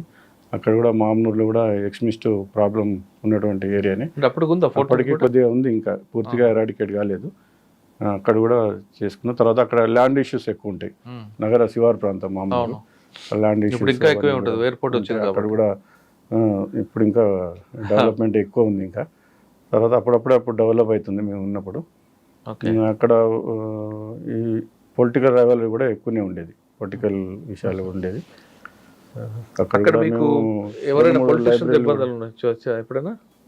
ప్రస్తుతానికైతే అక్కడ వరంగల్లో దాదాపుగా పొలిటీషియన్స్ అంతా కూడా పోలీస్ తోటి ఎటువంటి విరోధం ఉండదు. వాళ్ళు పోలీస్ తోటి ఎప్పుడు కూడా ఉంటారు. మంచి పోలీసుని వరంగల్లో బాగానే ఆదరించడం జరుగుతుంది. సార్ మామూలులో ఏమైనా అంటే మీరు నక్సల్ సమస్య కాకుండా ఇటు మర్డర్ కేసులు కానీ ఏమైనా ఉన్నాయి అక్కడ? మామూలులో నిన్నప్పుడు అక్కడ ఏపీఎస్పీ బెటాలియన్ ఉండేది. అవునుంది. మామూలులో ఏపీఎస్పీ బెటాలియన్లో ఒకసారి చెడ్డి గ్యాంగ్ దొంగలు బెటాలియన్లో, పోలీస్ బెటాలియన్లోనే దొంగతనాలని మేము ఉన్నప్పుడు అది మాకు దాన్ని ఒక ఛాలెంజ్గా తీసుకున్నాం. మాకు కూడా తలకాయ కొట్టేసినంత పని అయింది. మా పోలీసు బెటాలియన్ మళ్ళీ అది ఎప్పటికీ పెట్రోలింగ్ జరుగుతూ ఉంటుంది. బెటాలియన్లో వైర్లు తీసుకొని వెళ్ళారు వాళ్ళు. మధ్యప్రదేశ్ పవర్ గ్యాంగ్ అని ఉండేది, దాన్ని ఛాలెంజింగ్గా తీసుకొని మేము ఒక 1 month మనకి అదే పని మీద, మీరు కాకి సినిమాలో చూసుంటారు దొంగల్ని వెంటబడితే ఎట్లా ఉంటుందో, మేము అక్కడ మధ్యప్రదేశ్లో కూడా వెళ్ళటం, గుజరాత్ మధ్యప్రదేశ్ బార్డర్ అది. అక్కడ 15 రోజులు ఉండి వాళ్ళందరినీ కూడా తీసుకురావడం. దాదాపు మీరు చెప్తున్నారు కదా నిత్యం పెట్రోలింగ్ ఉండే ఏరియాలో ఎలా పడ్డారు వాళ్ళు? వాళ్ళకి తెలియదు. వాళ్ళు గ్యాంగ్ పవర్ గ్యాంగ్, అది అంటే చెడ్డి గ్యాంగ్ అనేది పవర్, వాళ్ళ పేర్లు పవర్స్. అక్కడ వాళ్ళకి ఇది ఏపీఎస్పీ అనేది లేదా ఇక పోలీస్ ప్రాంతం అనేది తెలియదు వాళ్ళకి. వాళ్ళు వచ్చిన టైంలో ఆ ప్రాంతంలో గస్తీ లేదు. గస్తీ లేకపోవడం వల్ల వీళ్ళు వాళ్ళు ఎప్పుడు కూడా ఎక్కడైతే ఎక్కువ క్వార్టర్స్ ఉంటాయో అక్కడ పోయి చేస్తూ ఉంటారు. దాదాపుగా 48 అఫెన్సులు చేసాను. ఎర్రవెల్లిగూడెం సిమెంట్ ఫ్యాక్టరీస్లో, తర్వాత అశ్వరాపేట సిమెంటు క్వార్టర్స్లో, పాల్వంచ ఖమ్మం జిల్లా పాల్వంచలో సిమెంట్ క్వార్టర్స్లో, అట్లా దాదాపుగా 48 అఫెన్సులు వాళ్ళు చేసుకుంటూ వెళ్ళినారు. కాకపోతే ఇది ఏపీఎస్పీలో క్వార్టర్స్, పోలీస్ క్వార్టర్స్ కూడా దాన్ని మేము తీసుకొని ఒక వ్యాను, ఒక 20 మంది పోలీసు వ్యాన్ తీసుకొని మేము వెళ్ళటం జరిగింది. ఫారెస్ట్ ఏరియా అది, నర్మదా నది పక్కనే ఉంటుంది. అయినప్పుడు కూడా అక్కడ పంటలు కానీ ఏమి లేవు. మేము వెళ్ళేటప్పటికి పెద్ద గుట్టల ప్రాంతం, అక్కడ లోకల్ పోలీసు కూడా మాకు అక్కడ సరిగా సహకరించలేదు. మేము వెళ్ళేసరికి వాళ్ళు బొంగు పిల్లల్లో కారం నీళ్ళు కలుపుకొని తింటా ఉన్నారు. అంత దారుణమైనటువంటి పరిస్థితి అక్కడ ఉన్నది. బార్డర్లో, మధ్యప్రదేశ్ గుజరాత్ బార్డర్లో వాళ్ళందరినీ కూడా అరెస్ట్ చేయడం జరిగింది. చాలా కష్టపడి 2 కేజీల బంగారం రికవరీ చేసుకొని రావడం జరిగింది. ఆఫీసర్ కూడా మంచిగా అప్రిషియేట్ చేయడం జరిగింది. ఓకే, తర్వాత ఎక్కడికి వచ్చారండి? అక్కడి నుంచి మళ్ళీ ఆత్మకూరు వెళ్ళాను. ఆత్మకూరు అది సిటీకి దగ్గరే ఉంటుంది, అది కూడా అవుట్స్కట్స్. అది కాటన్ పరిసర అది మన పట్టు పరిశ్రమకి సంబంధించిన ఇండస్ట్రీ. దానికి భూములు ఇవ్వడానికి ప్రజలు చాలా ఇదైతే దాంట్లో కూడా మేము వాళ్ళని ఒప్పించి అక్కడ ఉన్న లోకల్ ఎమ్మెల్యే గారు మమ్మల్ని సాయంతో అక్కడ ఆ, దాన్ని కూడా అక్కడ పీస్ఫుల్గా చేయడం జరిగింది. అక్కడి నుంచి ఆత్మకూరు పోయినప్పుడు ఆత్మకూరులో కూడా అది కూడా ఫ్యాక్షన్ ఏరియానే, అక్కడ క్వారీస్ ఇవన్నీ కూడా ఉంటాయి. ఎక్కడండి? వరంగల్ ఫ్యాక్టరీ. ఆత్మకూరు ఆహా. అక్కడ కూడా కాంప్లికేటెడ్ పోలీస్ స్టేషన్, అది కూడా అక్కడ కూడా సక్సెస్గా పనిచేయడం జరిగింది. అక్కడి నుంచే ప్రమోషన్. అంటే మీరు అక్కడ కాంప్లికేటెడ్ మీరు అంటున్నారు, మీకేం రాలేదా అక్కడ ఇబ్బంది? కాంప్లికేట్ అయినా కూడా మన పని విధానం ద్వారా వాళ్ళు మనల్ని కూడా అర్థం అంటే చేసుకుంటారు. litigation ఎక్కువ ఉంటాయి అక్కడ? దానిలో ఉంటాయి. దాదాపుగా అక్కడ ఉన్న వాళ్ళు సస్పెండ్తోనే బయటికి వెళ్తారు. అటువంటి పోలీస్ స్టేషన్ అది. ఎందుకంటే అంటే అక్కడ కాంప్లికేటెడ్, ప్రతి ఒక్కరు ఎలిగేషన్ పెడతా ఉంటారు పోలీస్ మీద. ప్రజలు కూడా కొద్దిగా ట్రిపికల్గా ఉంటారు. ఇక వాళ్ళందరినీ కూడా మేము ఉండి మార్చడం జరిగింది. అక్కడ సుధీర్ బాబు కమిషనర్ గారు ఉండే, వారు కూడా అనేక సార్లు మేము గ్రామాల్లోకి తీసుకుపోయినాం. పెద్దపురం అని గ్రామం ఉంటుంది, ప్రొఫెసర్ జయశంకర్ గారి గ్రామం. అక్కడ కూడా మేము స్కూల్స్లో అందరు కింద కూర్చుంటా ఉంటే వాళ్ళకి బల్లలు అవన్నీ కొనియటం జరిగింది. పెద్దపూర్ గ్రామంలో కూడా ఒక లైబ్రరీ పెట్టియడం జరిగింది. తర్వాత అక్కడ అప్పుడు హరితహార ప్రోగ్రామ్ ఉండే, గవర్నమెంట్ ప్రోగ్రామ్. అట్లా ప్రజల్లోకి తీసుకొని పోయి వాళ్ళని కూడా చాలా వరకు మార్చినా ఇప్పుడు వాళ్ళందరూ కూడా పోలీస్కి సహకరిస్తూ ఉన్నారు అక్కడ ఊళ్ళో. తర్వాత ఎక్కడికి వచ్చారు? తర్వాత అక్కడి నుంచి ప్రమోషన్ తీసుకోవడం. అంటే అక్కడ మీకు ఎలాంటి ఇబ్బంది లేకుండా ఇబ్బంది లేదు. హ్యాపీగా వచ్చారు? అందరూ అక్కడ suspend పోస్టింగ్ అవుతుంటే. ఇచ్చేటప్పుడు కూడా మా ఆఫీసర్లు అన్నారు మీకు మంచి పోస్టింగ్ ఇచ్చేది ఉండే, కానీ కాంప్లికేట్ ఏరియా కాబట్టి అక్కడ సమర్థంగా పనిచేయాలని చెప్పేసి ఇచ్చినామన్నారు. తర్వాత ప్రమోషన్. తర్వాత అక్కడే 17లో ప్రమోషన్ వచ్చింది మాకు. ఓకే. తర్వాత నవంబర్ 4న అక్కడి నుంచి 17 Miryalaguda first posting Miryalaguda okay. ఇవ్వడం జరిగింది. సార్, మిర్యాలగూడ అనగానే ఒకవైపు ప్యాకాట్ క్లబ్లు, మరోవైపు రౌడీజం, మరోవైపు ఫ్యాక్షన్, ఇవన్నీ కల్పిస్తుంటాయి. వీటితో పాటు ప్రణయ్ కేసు ఒకటి వచ్చింది. ఫస్ట్ మీకు వెళ్ళగానే ఈ ప్రణయ్ కేసు కన్నా ముందు ఏం ఛాలెంజ్ వచ్చిందండి? మిర్యాలగూడలో అక్కడ ఏంటంటే ప్రత్యేకమైన పరిస్థితులు ఉంటాయి. అదే బార్డర్, ఆంధ్రాకి బార్డర్, మన తెలంగాణ తర్వాత ఇక బార్డర్ అది వాడపల్లి అని ఉంటుంది. వాడపల్లి తర్వాత మళ్ళీ గుంటూరు డిస్టిక్ వస్తుంది. అక్కడ ప్రత్యేకమైన అక్కడ ఎక్కువ రైస్ మిల్లు ఉంటుంది, బిజినెస్ పరంగా ఉంటుంది. అక్కడ ఎప్పుడు కూడా 2 వర్గాలు ఉంటాయి. కమ్యూనిస్ట్ పార్టీ కూడా బలంగా ఉంటుంది. ఒక 3 సార్లు కూడా అక్కడ సిపిఎం పార్టీ కూడా ఎమ్మెల్యే కావడం జరిగింది. కాంగ్రెస్ పార్టీ కూడా బలంగా ఉంటుంది. తర్వాత అక్కడ ఉన్నటువంటి వైశ్య ఎక్కువ ఉంటారు. వైశ్యాస్ ఎక్కువ ఈ రైస్ మిల్లో. ఆ రైస్ మిల్లో కార్మికులందరూ కూడా కమ్యూనిస్ట్ పార్టీకి సంబంధించిన వాళ్ళు ఉంటారు. ఈ విధంగా ఎప్పటికీ అక్కడ వైరుధ్యం అనేది ఉంటుంది. ఏదో ఒక టైంలో అక్కడ ఏదైనా యాక్సిడెంట్ కావడం, చనిపోయినప్పుడు పెద్ద ఎత్తున అక్కడ ధర్నాలు చేయడం, ఇవన్నీ మళ్ళీ అక్కడ కూర్చోబెట్టి వాళ్ళని దాన్ని మాట్లాడి దాన్ని చేయడం. తర్వాత అన్నిటికంటే ఎక్కువ ఏంటంటే రైస్ మిల్లర్ల దగ్గరికి సరుకు ఎక్కువ వస్తుంది. వరి వచ్చినప్పుడు ఫస్ట్ రైతుకు గిట్టుబాటు ధరగా ఇంటర్నేషనల్ మార్కెట్ ఏదైనా తగ్గినప్పుడు వెంటనే వాళ్ళు రోడ్డు మీదకి వచ్చి ధర్నాలు చేయడం జరుగుతుంది. వెంటనే మేము మళ్ళీ మాట్లాడి, ఇదే పెద్ద సమస్య అక్కడ లాండ్ ఆర్డర్ ప్రాబ్లం ఏంటంటే అక్కడే హైవే, మళ్ళీ అది హైవే ఉంటుంది, నేషనల్ హైవే. అద్దంకి ఉంటుంది, నార్కెట్పల్లి టు అద్దంకి హైవే ఉంటుంది. హైవే మీద రైతులు బండ్లు పెట్టేస్తారు. వాళ్ళు మళ్ళీ రైతులకి అనుకూలంగా ఉండే విధంగా మళ్ళీ వాళ్ళందరినీ పిలిచి, అసోసియేషన్ ఉంటుంది, రైస్ మిల్ అసోసియేషన్ పిలిచి వాళ్ళందరూ కూడా కూర్చోబెట్టి మళ్ళీ దారి పెంచి మళ్ళీ రోడ్లు కొనియటం, ఇలా ఉంటుంది. అక్కడ ఏరియా కూడా పెద్ద పోలీస్ స్టేషన్ అంటే 14 పోలీస్ స్టేషన్ ఉంటాయి. సాగర్ వరకు ఉంటుంది. నాగార్జున సాగర్లో కూడా మనకి వాటర్ విషయంలో కూడా ఒకసారి ఆంధ్ర తెలంగాణ ఘర్షణలో అప్పుడు రిలీజ్ చేయడంలో కూడా చాలా కాంప్లికేషన్స్ వచ్చినాయి. కొన్ని సందర్భాల వాళ్ళకేమో రైట్ కెనాల్ అటువైపు ఉంటుంది, మనదేమో ఇటువైపు గండి ఇటువైపు ఉంటుంది మనది. తర్వాత అటువైపు ఈజీగా వాటర్ పోవడానికి యాక్సెస్ ఉంటుంది. వాళ్ళు గేటు లేపితే వెళ్ళిపోవాలి, మనదేమో ఇటువైపు ఉంటుంది. కాబట్టి యూకే వాళ్ళు వాటర్ రిలీజ్ చేయడానికి చేసేవాళ్ళు, మన ఇంజనీర్లు ఆపేవాళ్ళు. మళ్ళీ అక్కడ ఘర్షణ అయ్యేది, పోలీస్ పోవటం, ఇట్లా చాలా సందర్భాల్లో జరిగినాయి. తర్వాత వాళ్ళకి ఇంజనీర్స్ కూర్చోబెట్టి మాట్లాడి చాలా వరకు అక్కడ కూడా ఎక్కువ సాగర్లో ఉంటే అక్కడ కూడా మిర్యాలగూడ మీరు అంటే రైస్ మిల్స్ ఎక్కువ ఉంటాయి, క్యాష్ రొటేషన్ ఎక్కువ అవుతుంది, అక్కడ హవాలా కూడా ఉంటుంది వాస్తవాన. వ్యాపారస్తులకి సంబంధించిన అంత డెప్త్గా మేము పోలేదు. పోలీస్ పరంగా ఏముంటాయి, ల్యాండ్ ఆర్డర్. పేకాట క్లబ్లు ఉంటాయి కదా. పేకాట క్లబ్లు కూడా అప్పుడు తెలంగాణ చాలా స్ట్రిక్ట్గా ఉండేది పేకాట మీద. మేము ఉన్నప్పుడు దాని అన్నింటి కూడా చేయడం జరిగింది. అప్పుడు మాకు ఎస్పీ రంగనాథ్ సార్ ఉండే అక్కడ మేము వెళ్ళినప్పుడు.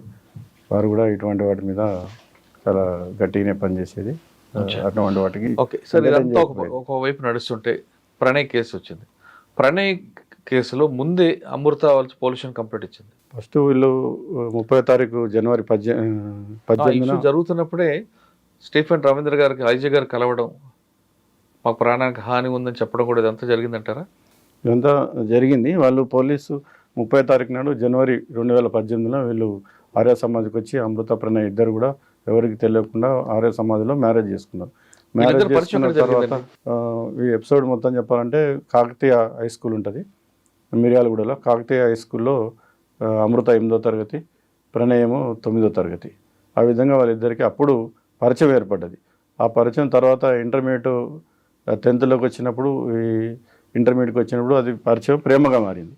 అప్పటి నుంచి వీళ్ళ ఫాదర్ మారుతిరావు కూడా ఈ విషయాన్ని పసిగట్టడం జరిగింది. ఇంటర్మీడియట్లోనే 9వ క్లాస్ ఉంటే ఇంటర్మీడియట్లో ఓకే. పసిగట్టి వాళ్ళకి కౌన్సిలింగ్ ఇవ్వడం జరిగింది. అమ్మాయిని వాళ్ళ ఇంట్లో పెట్టడం జరిగింది. చదువు బంద్ చేసి ప్రైవేట్గా రాయించడం జరిగింది ఇంటర్మీడియట్ని. తర్వాత మళ్ళీ ఇంటర్ అయిపోయిన తర్వాత ఈ బాచిపల్లిలో ఇంజనీరింగ్ కాలేజీలో చేరడం జరిగింది. అమృతకి ఇంజనీరింగ్ సీట్ వచ్చింది. ఇతను ప్రణయ్ కూడా ఇక్కడ హైదరాబాద్లో ఇంజనీరింగ్లోనే సీట్ వచ్చింది. మళ్ళీ వీళ్ళిద్దరూ కలుసుకోవడం జరుగుతూ ఉంది ఇక్కడ. మళ్ళీ దాన్ని మారుతిరావు పసిగట్టిండు. తర్వాత ఆ అమ్మాయిని ఇంజనీరింగ్ అనేది మార్పించడం జరిగింది. ఇంజనీరింగ్ మార్పించి తీసుకొచ్చి మళ్ళీ ఇంటి దగ్గరనే పెట్టేసినాడు, ఎటువంటి చదువు ఇవ్వకుండా. ఆ అమ్మాయి కూడా నేను ఫ్యాషన్ డిజైన్ చేస్తాను అని చెప్పేసి మళ్ళీ ఫాదర్ని కన్విన్స్ చేసుకొని మళ్ళీ ఇక్కడ ఫ్యాషన్ డిజైన్ ఇక్కడ కోర్సులో జాయిన్ అయ్యడం జరిగింది. మళ్ళీ వీళ్ళిద్దరు యథావిధిగానే ప్రేమించుకోవడం జరిగింది. మళ్ళీ దాన్ని పసిగట్టించి అది కూడా ప్రతిసారి కూడా ఇతను ఎమ్మటి వచ్చేవాడు. ఈ అమ్మాయి క్లాస్కి వచ్చినప్పటి వరకు మారుతిరావు ఎప్పుడు క్లాస్కి వచ్చి దించి క్లాస్ అయిపోయిన తర్వాత తీసుకొని వెళ్ళేవాడు. ఈ విధంగా వాళ్ళ అనేది కంటిన్యూ అయితేనే ఉంది. వీళ్ళు అనేక సందర్భాల్లో దాన్ని కట్ చేయాలని చూశారు.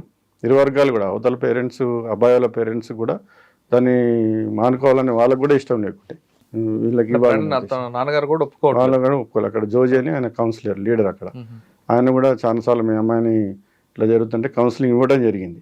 ఇరు పేరెంట్స్ కూడా ఇది ఇష్టం లేని పెళ్ళి ఇది, కానీ ఇద్దరు కలిసి చేసుకున్నటువంటి మ్యారేజ్ కావడం వల్ల వీళ్ళని కాదనలేకపోయినారు. తర్వాత పెళ్లి చేసుకుని వచ్చిన తర్వాత ఆ రోజు ఎలా జరిగిందండి? ఇద్దరు బయటకు ఎలాగొచ్చారు? ఇంత సెక్యూరిటీ ఉంటుండగా ఆ రోజు 29వ తారీఖు నాడు, ఫస్ట్ తారీఖు వీళ్ళు ఇద్దరు కలిసి ఫాదర్ బయటకు ఏదో పని మీద వెళ్ళినాడు. మారుతిరావు వాళ్ళ అమ్మాయి ఉన్నది.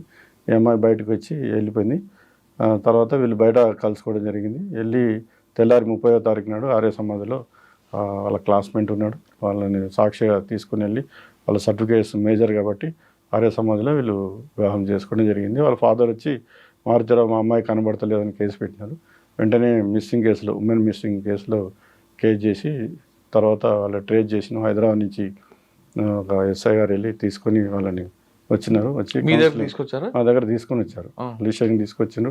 అంటే అప్పటికి మేజర్ అమ్మాయి, అబ్బాయి మేజర్ అమ్మాయికి 19-20 ఇయర్స్ ఉన్నాయి, ఇతనికి 22 ఇయర్స్ ఉన్నాయి. తర్వాత కౌన్సిలింగ్ కూడా చేయడం జరిగింది. కౌన్సిలింగ్ చేసినా కూడా వాళ్ళు ఇద్దరు కలిసి ఉండాలనే నిర్ణయించుకున్నారు. మేజర్స్ కాబట్టి పోలీస్ పరంగా మేము కూడా ఏమి వాళ్ళకి ఒక విషయం, అమ్మాయి మేజరు అబ్బాయి మేజర్ ఇద్దరు ప్రేమించుకోవడం తప్పు కాదు, కానీ మారుతిరావు గారు అంటే అమృత తండ్రి కోరిక కూడా ఒకటే. ఇప్పుడు చిన్నప్పుడు కనిపించాం, సడన్గా అమ్మాయి వెళ్తే ఆయన తట్టుకోలేరు.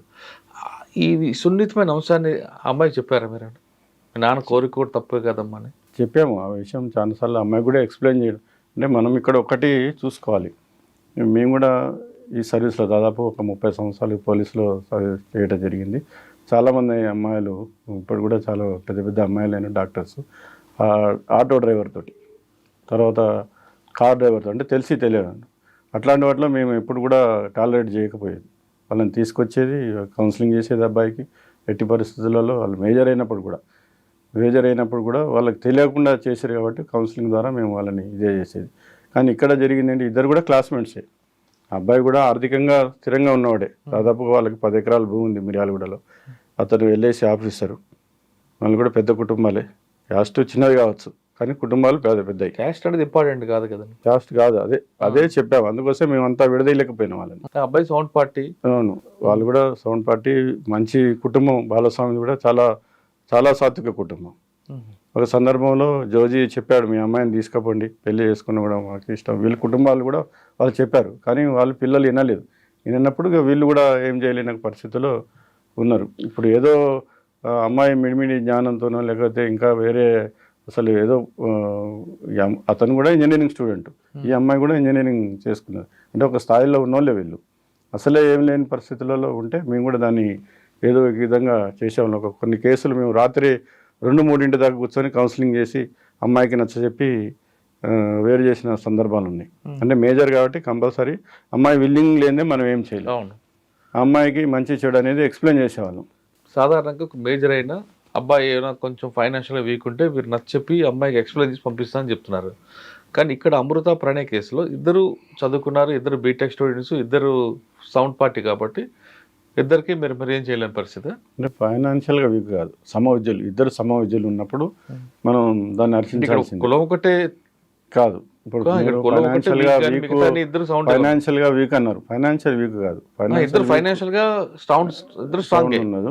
ఫైనాన్షియల్గా వీక్ అబ్బాయి ఉంటే మీరు వేరు చేసే వాళ్ళు అట్లా కాదు. ఫైనాన్షియల్గా మేము ఎప్పుడు చూడం.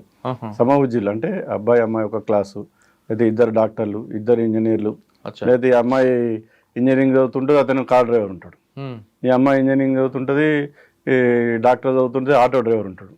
ఇటువంటి సందర్భంలో వాళ్ళు తెలియక అట్లాంటి వాటిలో మేము చాలా కౌన్సిలింగ్ చేసి మార్చడం జరిగింది. అంటే ఆటో డ్రైవర్ ప్రేమించకూడదని రూల్, ఆటో డ్రైవర్ ప్రేమించకూడదని అసలు ఎక్కలేదు. కానీ అదే ఉన్నది సమవిద్యులు. మనం ఒక సందర్భం తల్లిదండ్రులు ఎంతో ఆశ పెట్టుకొని పిల్లల్ని చదివిస్తూ ఉంటారు, వాళ్ళు మంచిగా మీరు చూస్తూ ఉన్నారు చాలామందిని కూడా, మనం పేర్లు చెప్పొద్దు, పెద్ద పెద్ద ఎంపీలు పిల్లలు కానీ లేదు వాళ్ళు కూడా చాలామంది చేసినప్పుడు వాళ్ళ కౌన్సిలింగ్ ద్వారానే చేసుకోవడం జరిగింది. అయితే సమవిద్యులు అంటే దాన్ని మీరు అర్థం చేసుకోవాలి అంటే స్పష్టంగా ఇద్దరికి కూడా ఒకటే మెచ్యూరిటీ ఉండాలి, ఇద్దరు కూడా ఒకటే అవగాహన ఉండాలి. లేదా కొంతమంది ట్రాప్ చేస్తూ ఉంటారు, అమ్మాయిని ట్రాప్ చేస్తూ ఉంటారు. ఆ ట్రాప్లో పడ్డప్పుడు మనం దాన్ని కౌన్సిలింగ్ ద్వారా అసలు తెలిసిపోతుంది మనకి వీళ్ళు ట్రాప్ చేసిన సమవిద్యులని. అట్లాంటి వాటిని మనం యాక్సెప్ట్ చేయొద్దు. మేజర్ తీసుకుంటే పెళ్లి చేసుకున్నారు, మీరు పోలీస్ స్టేషన్ కంప్లైంట్ ఇచ్చారు, మీకు వాళ్ళిద్దరూ ట్రేస్ అయ్యారు, మాట్లాడారు. ఓకే, ఎప్పుడు ఈ ప్రణయ్కి థ్రెట్ అనేది ఎప్పుడు తెలుసుకుంది? వీళ్ళు పెళ్ళి చేసుకుని వచ్చిన తర్వాత మేము కౌన్సిలింగ్ ఇవ్వడం జరిగింది. అమృతకును ప్రణయ్కి వాళ్ళ పేరెంట్స్ని పిలిపించి కౌన్సిలింగ్ చేసాము. 1 టౌన్ పోలీస్ స్టేషన్లో కౌన్సిలింగ్ అయింది. తర్వాత మా దగ్గరికి కూడా వచ్చారు వాళ్ళు సాటిస్ఫై లేక మారుతిరావు, మళ్ళీ మా దగ్గర కూడా కౌన్సిలింగ్ చేయడం, సీఏ గారు కౌన్సిలింగ్ చేసిన తర్వాత మళ్ళీ మా ఆఫీస్లో కూడా నేను కౌన్సిలింగ్ చేయడం జరిగింది.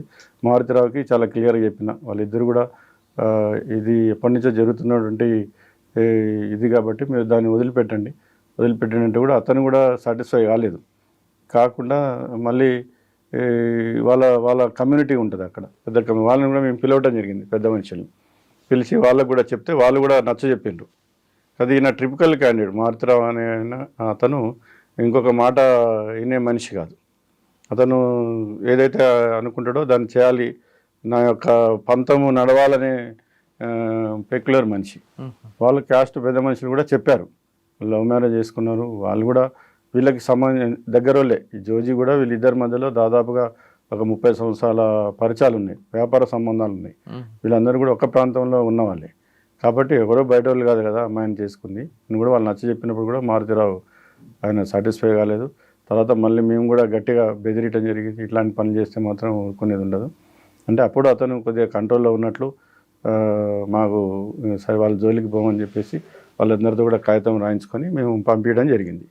పంపించిన తర్వాత మళ్ళీ వాళ్ళ మీద నిఘా పెట్టడం, కొంతమందిని పెట్టేసరికి వాళ్ళకి అనుమానం వచ్చి సార్ వాళ్ళు ఐజీ గారిని కూడా కలవటం జరిగింది. ఐజీ గారు మళ్ళీ ఎస్పీ గారికి రంగనాథ్ సార్కి ఆ పిటిషన్ని ఎండార్ చేసి పంపడం జరిగింది. ఐజీ గారు పిటిషన్ మీద రంగనాథ్ సార్ మాకు చెప్తే వీళ్ళందరినీ కూడా మళ్ళీ మారుతిరావుని సార్ దగ్గర కూడా తీసుకుపోవడం జరిగింది.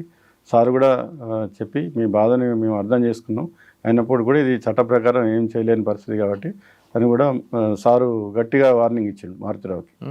రంగనాథ్ సార్ ఇచ్చినారు గట్టిగా, ఎస్పీ గారు గట్టిగా వార్నింగ్ ఇచ్చినారు. అతను కూడా అమాయకుడు వల్లే మేము ఎట్లాంటి జోలి పోం సార్ అని చెప్పేసి మళ్ళీ అతను మిర్యాల గొడవలో కుక్కతోక వంకర అంటాడు, మళ్ళీ అదే పద్ధతిలో అదే మూసలో పోవడం జరిగింది. మర్డర్ జరిగిన విషయం మీకు ఎప్పుడు తెలిసింది? 14వ తారీఖు 7వ నెల 2018 మధ్యాహ్నం 1:30కి జ్యోతి హాస్పిటల్లో ఈ ప్రేమలత అంటే అమృత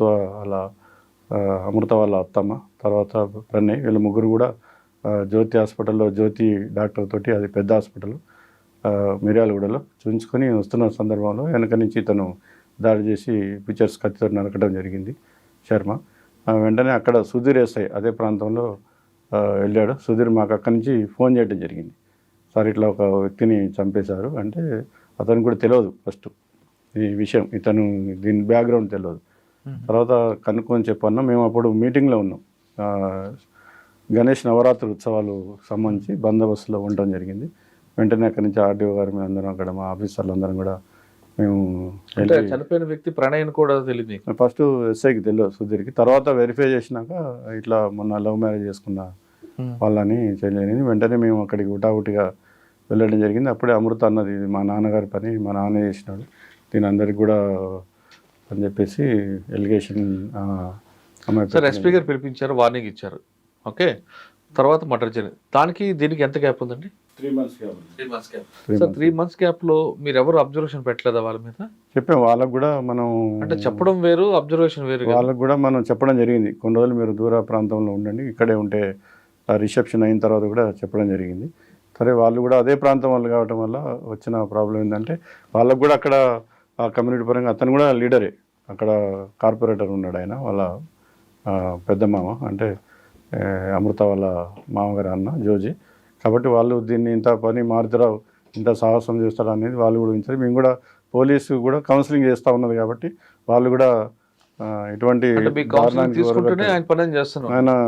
ఉన్నాడు. సార్ ఇక్కడ ఇంకో విషయం, మర్డర్ జరిగింది అన్యాయం, దానికి ఎవరు కాదంటారు. కానీ మారుతీరావుకి కూతురు పెళ్లి చేయడం ఇష్టం లేదు.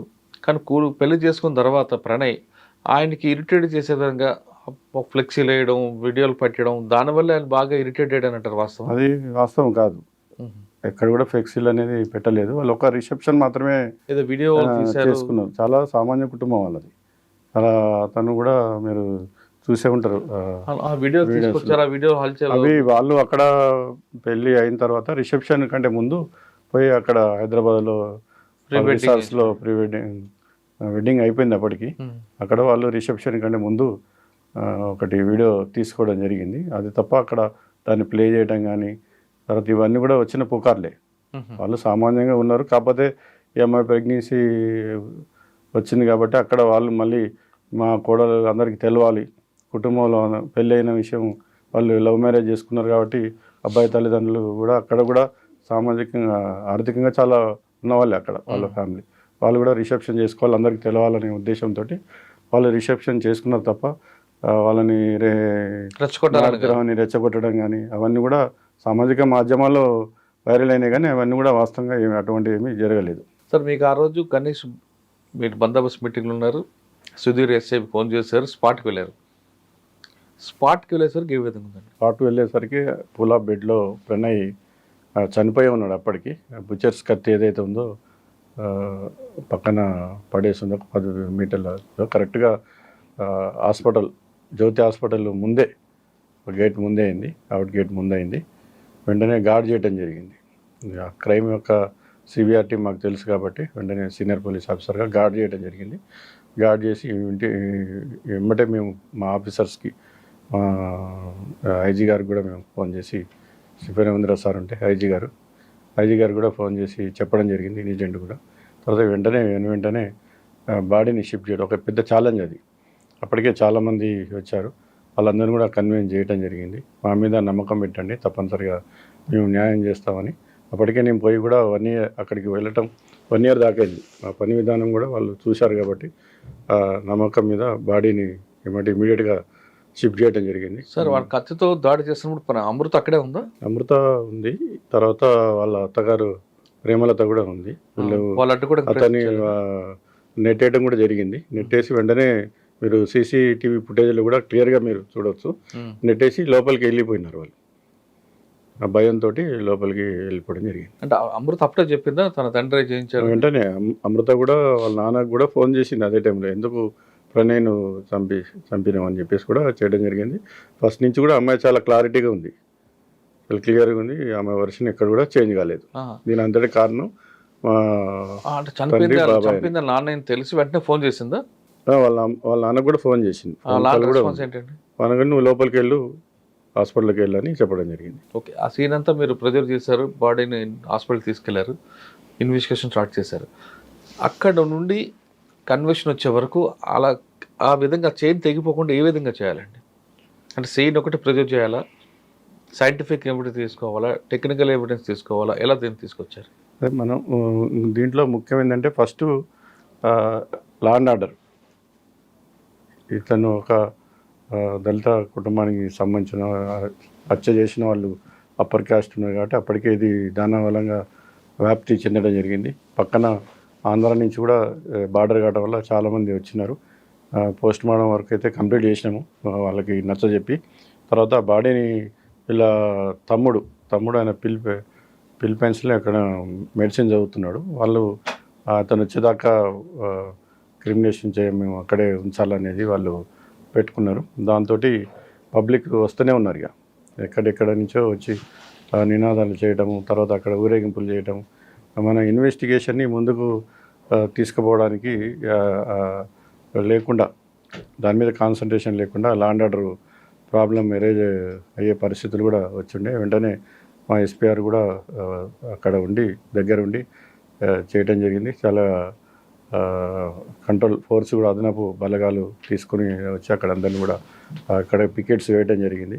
ముందు మా ప్రియారిటీ లా అండ్ ఆర్డర్ దాన్ని చేయడం. ఎందుకంటే ఒక్కసారి ఇక్కడ ఏదైనా ఇన్సిడెంట్ అయితే అది మొత్తం కూడా రాష్ట్ర వ్యాప్తంగా కూడా పెరిగేటువంటి అంటుకునేటువంటి అవకాశం ఉంటుంది. కాబట్టి దాని మీదనే కాన్సన్ట్రేట్ చేసి వాళ్ళందరితో కూడా మాట్లాడి చెన్నై గారు అక్కడ ఉన్నటువంటి మాల మహానాడు అధ్యక్షులు మందకృష్ణ మాది గారు, తర్వాత ఇంకా వేరు లీడర్లు కూడా అక్కడ ఉన్నటువంటి రంగారెడ్డి గారు సిపిఎం మాజీ శాసనసభ్యులు అక్కడ వీళ్ళ, తర్వాత ఇంకా వేరే కమ్యూనిస్టు పార్టీకి సంబంధించినటువంటి చాలామంది లీడర్లు, వీళ్ళందరూ కూడా దాన్ని ఒక తీసుకుపోవాలి, దీన్ని గట్టిగా చేయాలి, నేరస్తులు కఠిన శిక్ష వేయాలి, ఇప్పుడే వేయాలి అనే డిమాండ్తో కూడా చాలామంది కూడా ఉన్నారు. తర్వాత వాళ్ళందరికీ కూడా మేము నచ్చజెప్పి మాది బాధ్యత. సార్ వీళ్ళందరూ ఒకవైపు సముదాయిస్తూనే మారుతిరావు గారిని మిగతా అందరిని ఎప్పుడు పికప్ చేశారండి? తర్వాత ఈ పోస్ట్ మార్టం అయిన తర్వాత వాళ్ళకి బాడీ చెప్పిన తర్వాత వాళ్ళు ఒక పోలీస్ స్టేషన్గా తీసుకుని వెళ్ళారు. ఇక మా పని ఏంటంటే ఎక్యూజ్ని అరెస్ట్ చేయటం. అప్పటికే తెలిసిపోయింది ఎవరు ఈ హత్య కారణం. అతను చదువుకునే పిల్లవాడు కాబట్టి ఎటువంటి శత్రువులు అయితే లేరు బయట. ఈ కారణం ఇదే, ప్రేమ వివాహమే ఉన్నది. దానికి మారుతిరావు కారణం అని చెప్పేసి అమ్మాయి వాళ్ళ చెప్తూనే ఉంది, క్లియర్గా అమృతవర్షిని క్లియర్గా చెప్తా ఉన్నది. కాబట్టి మేము పార్టీస్ తయారు చేసి సార్ వచ్చినారు, ఎస్పీ గారు అందరం కలిసి కూర్చొని దాన్ని ఎక్యూజ్డ్ ఎక్కడెక్కడ ఉన్నారు పార్టీని ఫస్ట్ మేము ఇన్ఫర్మేషన్ తీసుకోవడం జరిగింది. తీసుకున్న తర్వాత ఎవరైతే ఈ హత్య చేయటువంటి శర్మ ఎవరైతే ఉన్నారో బీహార్కి చెందినటువంటి వాడు, తను బీహార్ వెళ్తున్నాడనే ఉద్దేశం వెంటనే మాకు తెలిసింది. మేము అక్కడికి ఒక టీం ఫ్లైట్లో శివ అని చెప్పేసి ఉన్నాడు, భాష అని ఇన్స్పెక్టర్స్ ఇద్దరు యాక్టివ్గా ఉన్న ఇద్దరు ఇన్స్పెక్టర్స్ని తీసుకొని అక్కడికి మా ఎస్పీ గారు వెంటనే అక్కడికి ఐజీ గారు స్టీఫెన్ రవీంద్ర సార్తో మాట్లాడి వాళ్ళని తీసుకొని వెంటనే అక్కడికి ఫ్లైట్లో పంపడం జరిగింది. వాళ్ళు అబౌట్ విలేజ్ పక్కన సమస్తపూర్ ఉండే బీహార్లో, ఆ విలేజ్లో పోతే మనం తీసుకురావడం అనేది అసాధ్యం. ఇక ఊర్లో అందరూ కూడా నేరస్తులకి అక్కడ ఎక్కువ ఉంటుంది స్థానికం కాబట్టి. మన అదృష్టం అతన్ని ఊళ్ళో ఎంటర్ అవుతున్న సందర్భంలోనూ ఊరు బయటనే అతన్ని పట్టుకోవడం జరిగింది. పట్టుకొని అతన్ని అక్కడ ఇంటర్వ్యూషన్ చేసినప్పుడు అతన్ని మొత్తం కూడా చెప్పినారు, పలానా మారుతిరావు అబ్దుల్ బారీ ద్వారా. అంటే మీకు శర్మాన్ విషయం ఎలా తెలిసిందంటే ఎవరి ద్వారా తెలిసింది? అంటే పోలీసు పరంగా కొన్ని మేము సైంటిఫిక్ ఇన్వెస్టిగేషన్ అదే విధంగా చేయడం జరిగింది. ఆ సైంటిఫిక్ ఎవిడెన్స్ తోటి, టెక్నికల్ ఎవిడెన్స్ తోటి అసలు దీనికి కారణం అనేది తెలిసింది. దాంతో మేము రివీల్ చేసుకున్నాం. అంటే అక్కడ ఆయన రివీల్ చేశాడా, మారుతిరావు నాకు ఎంగేజ్ చేశాడు? ఫస్ట్ అతను రివీల్ చేసింది A4 బారీ, అతన్ని మారుతిరావు వీళ్ళంతా కూడా ఎక్కువ తెలియదు. దీనికి కర్త క్రియ మారుతిరావు అయినప్పటికి కూడా వీళ్ళందరూ కూడా కాన్స్పరెన్స్లో భాగంగా ఉన్న A4 భారీ చేసినట్టు చెప్పాడు. వెంటనే మేము వీళ్ళందరినీ కూడా వెంటనే దాదాపుగా ఫస్ట్ మారుతిరావుని, తర్వాత వాళ్ళ డ్రైవర్ శివాని, వాళ్ళ తమ్ముడిని, తర్వాత వీళ్ళందరినీ కూడా మేము సూర్యాపేటలో అరెస్ట్ చేయడం జరిగింది. అక్కడ వాళ్ళ ఈ డ్రైవర్ బామార్ది ఉంటాడు, అక్కడ బామార్ది ఇంట్లో షెల్టర్ తీసుకున్నారు సూర్యాపేటలో. మారుతిరావు వాళ్ళ డ్రైవర్ అతను వెంటనే అక్కడ అరెస్ట్ చేయడం జరిగింది వీళ్ళందరినీ కూడా. అక్కడి నుంచి తర్వాత భారీను అస్గర్ వీళ్ళు అవుట్స్గా ఒక పాత ఫ్యాక్టరీ ఉంటుంది నల్గొండలో. అక్కడ షెల్టర్ తీసుకున్నారు. మూతబడ్డ ఫ్యాక్టరీ ఉంటుంది ఊరు బయట, దాదాపు ఒక 4 కిలోమీటర్ల దూరంలో, నల్గొండ చిట్యాల వెళ్ళే దారిలో. వాళ్ళని అక్కడ అదుపులో తీసుకోవడం జరిగింది. తర్వాత వెంటనే అక్కడి నుంచి కూడా మన వాళ్ళు పాషా అండ్ శివ వీళ్ళిద్దరు ఇన్స్పెక్టర్లు అక్కడ అరెస్ట్ చేసిన అతను కూడా ఇక్కడికి రావడం జరిగింది. వెంటనే 18వ తారీఖు వరకు వీళ్ళందరినీ అరెస్ట్ చేయడం, 19వ తారీఖు నాడు ప్రెస్ మీట్ పెట్టడం జరిగింది ఎస్పీ గారు. సరే, ఈ లింక్ ఎలా కలిసిందండి? ఒక వ్యాపారస్తుడికి ఒక క్రిమినల్స్కి ఎవరు మధ్యలో కలిపారండి? మారుతిరావు చాలా ప్రయత్నాలు చేశాడు వాళ్ళ అమ్మాయిని ఇంటికి తీసుకురావడం కోసం. అక్కడ ఉండే లోకల్లో ఉన్నటువంటి లీడర్స్ తోటి వాళ్ళతో చేసినప్పుడు కూడా వీళ్ళు వినలేదు. ఈ ప్రేమ జంట వాళ్ళు ఇద్దరు కూడా కలిసి ఉండాలనే దాంతో దీనికి ఒక మోటివ్ అనేది, అంటే ముందు ఎలిమినేట్ చేయాలని మోటివ్, అంటే ఒక నేరానికి ఫస్ట్ మోటివ్ ఉండాలి.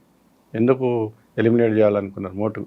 ఇక ఇది ఒక నా పరువు పోతుంది మిర్యాలగూడలో, నాకు ఇంత సమాజంలో ఇంత గౌరవ మర్యాదలు, ఇంత ఆస్తి ఉండి కూడా నా అమ్మాయిని మేము సమాధానపరుచుకొని ఇంటికి తీసుకురాలేకపోతున్నాం అనే ఉద్దేశంతో ఆయన ఎట్లయినా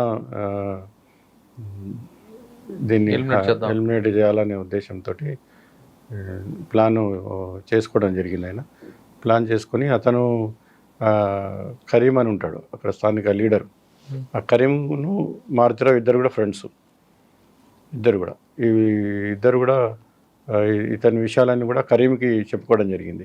కరీం వాళ్ళ ఫ్రెండ్స్ వీళ్ళు అబ్దుల్ బారీ అండ్ అస్గర్ అలీ, వీళ్ళిద్దరు కూడా కరీంకి ఫ్రెండ్స్ వాళ్ళు. ఈ విషయాలు కూడా కరీము వెంటనే బారీకి సంప్రదించడం జరిగింది, అస్గర్కి సంప్రదించడం జరిగింది. వీళ్ళిద్దరు కూడా అప్పటికే హిరణ్ పాండ్య మర్డర్ కేసులో ఎక్కించడం లైఫ్ పడ్డది, కానీ వాళ్ళు బెయిల్ మీద బయట ఉన్నారు. వీళ్ళు డబ్బులకు ఆశపడి, డీల్ ₹1 కోటి, అది ₹1 కోటి ఆశపడి ఈ కరీంకి 15 లక్షలు కూడా మారుతిరావు ఇవ్వడం జరిగింది. ఈ ఊరు బయట వాళ్ళకి అవుట్స్కట్స్లో ఒక ప్లాట్ ఉండే, అది వాళ్ళ తమ్ముడు పేరు మీద ఉన్నది. మారుతిరావు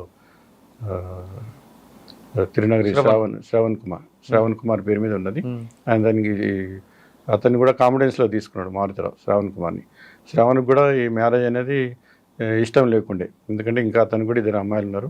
ఒకసారి రాఘవ థియేటర్ అని ఉంటుంది మిర్యాలగూడలో, ఆ రాఘవ థియేటర్లో వీళ్ళిద్దరు కూడా ప్రణయ్ను అమృత సినిమా చూస్తుంటే వాళ్ళిద్దరిని కూడా కొట్టి ఇంటికి తీసుకురావడం జరిగింది. శ్రావణ్ ఇంటి దగ్గర కూడా ఈ అమ్మాయిని తరచుగా కొట్టేవాడట. అమ్మాయి స్టేట్మెంట్ ఇవ్వడం జరిగింది, అతను జోలికి పోవద్దు అని చెప్పేవాడు. వాళ్ళ అన్నను కూడా నువ్వు చేపట్టి మా కుటుంబం పరుగు పోతా ఉంది, ఇంకా నాకు 2 అమ్మాయిలు ఉన్నాయని కూడా హింస వాళ్ళ అన్నను కూడా ఇది చేసేవాడు అని బనాయించేవాడు. ఇది ఎట్లయినా దీనికి తుది పలకాలని దీనికి అంతం పలకాని కూడా అతను మారుతిరావుని కూడా పెట్టేవాడని కూడా సాక్ష్యాల ద్వారా మాకు తర్వాత తెలిసింది. సార్, మీరు మారుతిని అరెస్ట్ చేశారు, మాట్లాడి ఉంటారు. కూతురు కల్లుడు చంపాడు, ఏం సాధించాడండి ఆయన? అదే అడిగారు మీరు? మేము అడిగాం. మేము అనేక ఆయన జైలుకి వెళ్తాడు, కూతురుకి భర్త లేని కూతురుని చూస్తాడు, ఏంటి గొప్ప విషయం అంటే? ఇప్పుడు అదే కదా మనం ఇవ్వాల్సిన మెసేజ్ కూడా సమాజానికి. ఇతను ఒక ఉన్మాదంతో, ఉక్రేషంతో ఈ యొక్క వీళ్ళందరినీ కూడా ఏం చెప్పారు మారుతిరావు గారు? సమాధానం లేదు. మేము ఎందుకు పని చేయాల్సి వచ్చిందానికి అతను ఒక పంతం తగ్గించుకోవడానికి, తన ఉన్మాదాన్ని దానికి చేసినాడు. అంటే దీని వెనక జరిగే సంఘటన ఊహించలేదు. తర్వాత అతను అనుకున్నాడు, మారుతిరావు ఒక ఉద్దేశం ఏమిటంటే అతను చాలా డబ్బులు ఉన్నాయి ఆయన దగ్గర. తర్వాత సమాజంలో మీరు చూస్తాం అనేక నేరాలు జరుగుతూ ఉన్నాయి, ఏదైనా మేనేజ్ చేయొచ్చు డబ్బులు ఉంటాయనే కాన్సెప్ట్లో ఆయన పోవడం జరిగింది. అక్కడ ఇన్వెస్టిగేషన్ ఆఫీసర్గా మేము ఉంటాము, రంగనాథ్ సార్ ఉంటారు, పైన శివేంద్ర సార్ ఉంటారు. తర్వాత దీన్ని గట్టిగా చేస్తారు, ఇవన్నీ కూడా శిక్ష ఇచ్చే విధంగా వీళ్ళు వదిలిపెట్టరు అనేది తెలియదు. ఆయన జనరల్ కాన్సెప్ట్లో పోయాడు. జనరల్గా ఎట్లుంటుంది, ఎంత చేసినా న్యాయం జరగదనే కాన్సెప్ట్ ఉంటుంది, ఏం కాదనే కాన్సెప్ట్ ఉంటుంది. ఈ జనరల్ కాన్సెప్ట్లో పోయి అతను ఈ యొక్క చర్య తీసుకోవడం జరిగింది. సార్, అరెస్ట్ చేశారు, జైలుకి వెళ్ళాడు, బెయిల్ మీద బయటకు వచ్చారు. ఆయన చాలా కాలం జైల్లో ఉన్నారు, బెయిల్ రాకుండా మీరు అందరూ అపోర్ట్ చేశారు కాబట్టి. తర్వాత సూసైడ్ చేసుకోవడానికి కారణం ఏంటైనా? అంటే పశ్చాత్తాపం పడ్డా? లేదు, పశ్చాత్తాపం కాదు. అతను సూసైడ్ చేసుకోవడానికి కారణం ఏంటంటే అక్కడ ఉన్న ఇతను అడ్వకేట్స్ ఉన్నారు, పెద్ద పెద్ద అడ్వకేట్స్ ఉన్నారు. అప్పుడు ఆడిటర్ జనరల్గా చేసినటువంటి రెడ్డి గారు వారు కూడా ఇతను ఫోన్ చేసేది వాళ్ళకి. ఫోన్ చేసి అసలు జైలు అంటే భయం ఈయనకి. ఫస్ట్ మేము అతన్ని అరెస్ట్ చేసినాం, మర్డర్ చేసినప్పుడు అరెస్ట్ చేసినప్పుడు దాదాపుగా 3 నెలలు జైల్లో ఉన్నాడు. తర్వాత అతని మీద పీడీ యాక్ట్ పెట్టడం జరిగింది. ఓ రోజు మార్నింగ్ వచ్చి చాలా బతిలాడిండు, సార్ మేము చంపింది వాస్తవే, ఇప్పుడే జైల్లో నేను ఉండలేకపోయినా మళ్ళీ మీరు పీడీ యాక్ట్ పెడితే మళ్ళీ సంవత్సరం ఉండాల్సి వస్తుందని వేరే విధంగా కూడా ప్రలోభానికి గురి చేయడం జరిగింది మమ్మల్ని. కానీ అతను వచ్చి మాకు చెప్పినాడు, మీరు కొద్ది అమౌంట్ ఇంత మేము చేస్తాము అని కూడా అతను 5 కోట్ల వరకు నేను ఇస్తాను మీకు, మీరు నా మీద పీడీ యాక్ట్ పెట్టకుండా నన్ను చేయండి అన్నాడు. మేము చెప్పినాం, అరే బాబు మా దగ్గర ఉన్నాయి మాకు సరిపోతాయి, మేము కూడా అంతా నీ డబ్బులు తీసుకోవాల్సిన అవసరం మెత్తగానే తీసుకోవాల్సిన అవసరం లేదు, నువ్వు చేసింది తప్పు, ఇటువంటి మేము కఠినంగా వ్యవహరించకపోతే నీ మీద పీడీ యాక్ట్ పెట్టుకుంటే మా ఆత్మని మేము వంచన చేసుకున్నట్టే, మేము మాకు ఆత్మహత్య సదృశ్యం లాంటిది ఇది అని చెప్పేసి అతనికి చెప్పాను. నీ డబ్బులు కూడా మాకున్నాయని నేను తెలియని కావచ్చు, మళ్ళీ నీది ఏం చేసుకోవాలా అని కూడా అతనికి ఎక్స్ప్లెయిన్ చేస్తే డబ్బులు చేయదని కూడా అన్నాడు. నేను సార్ ఆయన ఎప్పుడైనా బాధపడ్డా? మీరు అడిగారా? కూతురు అల్లుడిని చంపావు, కూతురు ఇప్పుడు భర్త లేని భారీగా ఉంది, ఆమెను చూసినప్పుడు బాధపడ్డావా, పశ్చాత్తాపం పడ్డావా అని ఎప్పుడైనా అడిగారా మీరు?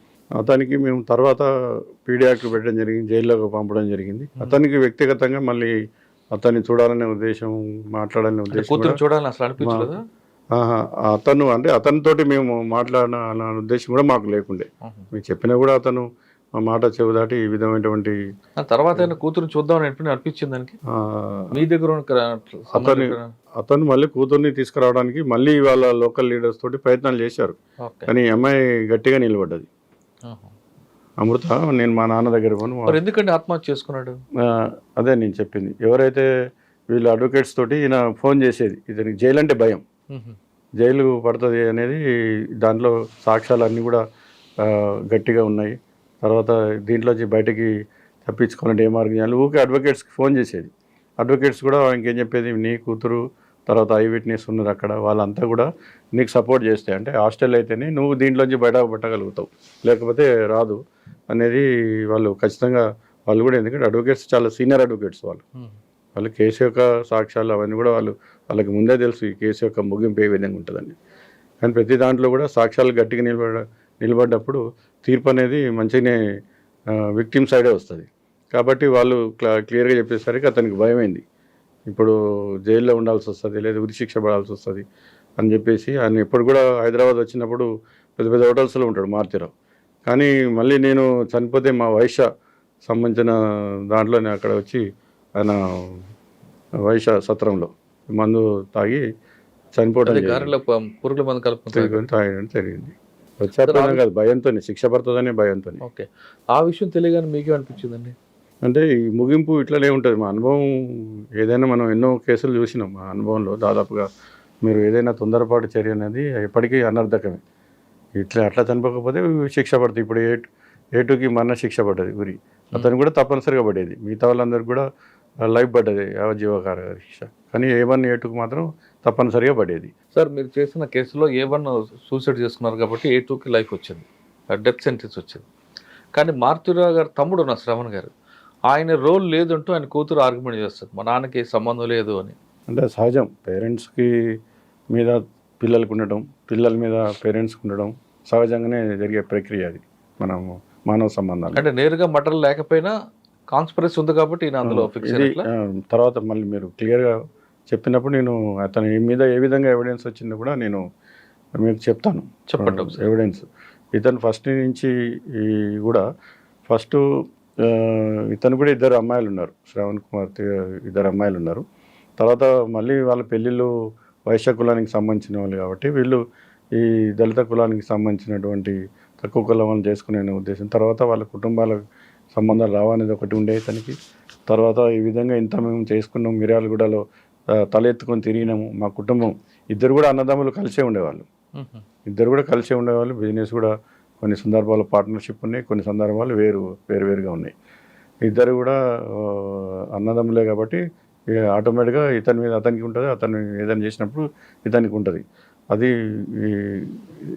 మన సంబంధం అనేది కుటుంబాలకు సంబంధించిన విషయం కాబట్టి దాని మీద కూడా అతనితో చాలా డెప్త్గా డిస్కషన్ చేయటము, కలుసుకున్నప్పుడు అతన్ని ఇది చేయటము, ఇన్వెస్టిగేట్ చేయటం కూడా జరిగింది మారుతీరావుని. ఇవన్నీ కూడా అమృత మాకు చెప్పడం జరిగింది. ఇంట్లో కూడా అమృతాన్ని వచ్చి కొట్టడం జరిగేది. తర్వాత వీళ్ళు సినిమా పోయినప్పుడు కూడా సినిమాలోని అందరి ముందు కూడా బాగా వచ్చి వాళ్ళ బాబాయ్ బాగా కొట్టడం జరిగింది. ఇంట్లో కూడా జరిగింది. తర్వాత ప్లాట్ ఎవరైతే అమ్మినారో ఈ మిర్యాలగూడ అవుట్స్కట్స్లో ఉంది, అది ఈయన పేరు మీదనే ఉంది. ఏదైతే 15 లక్షలు అడ్వాన్స్ అయితే ఫస్ట్ ఇచ్చినారు, కరీం భాయ్ భార్యకి 15 లక్షలు ఇవ్వడం జరిగింది హైదరాబాద్లో.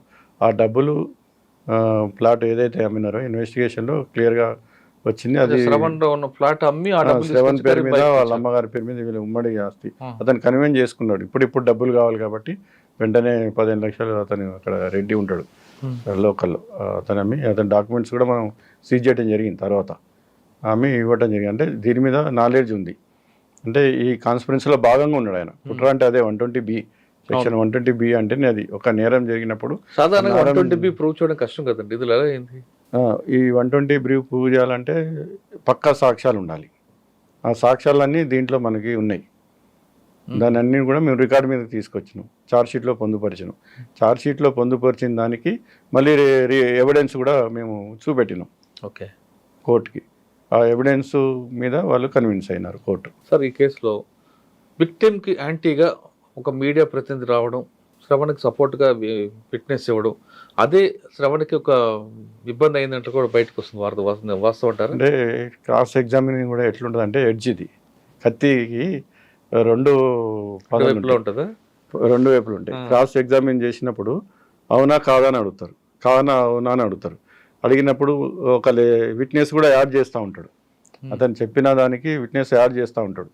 ఆ యాడ్ చేసిన దాంట్లోనే అత్యుత్సాహంగా ఉన్నప్పుడు అది కూడా ఎడ్జ్ ఇతనికే తగిలే ఉంటుంది. ఆ విధంగా అక్కడ అది మిస్ఫైర్ కావడం జరిగింది.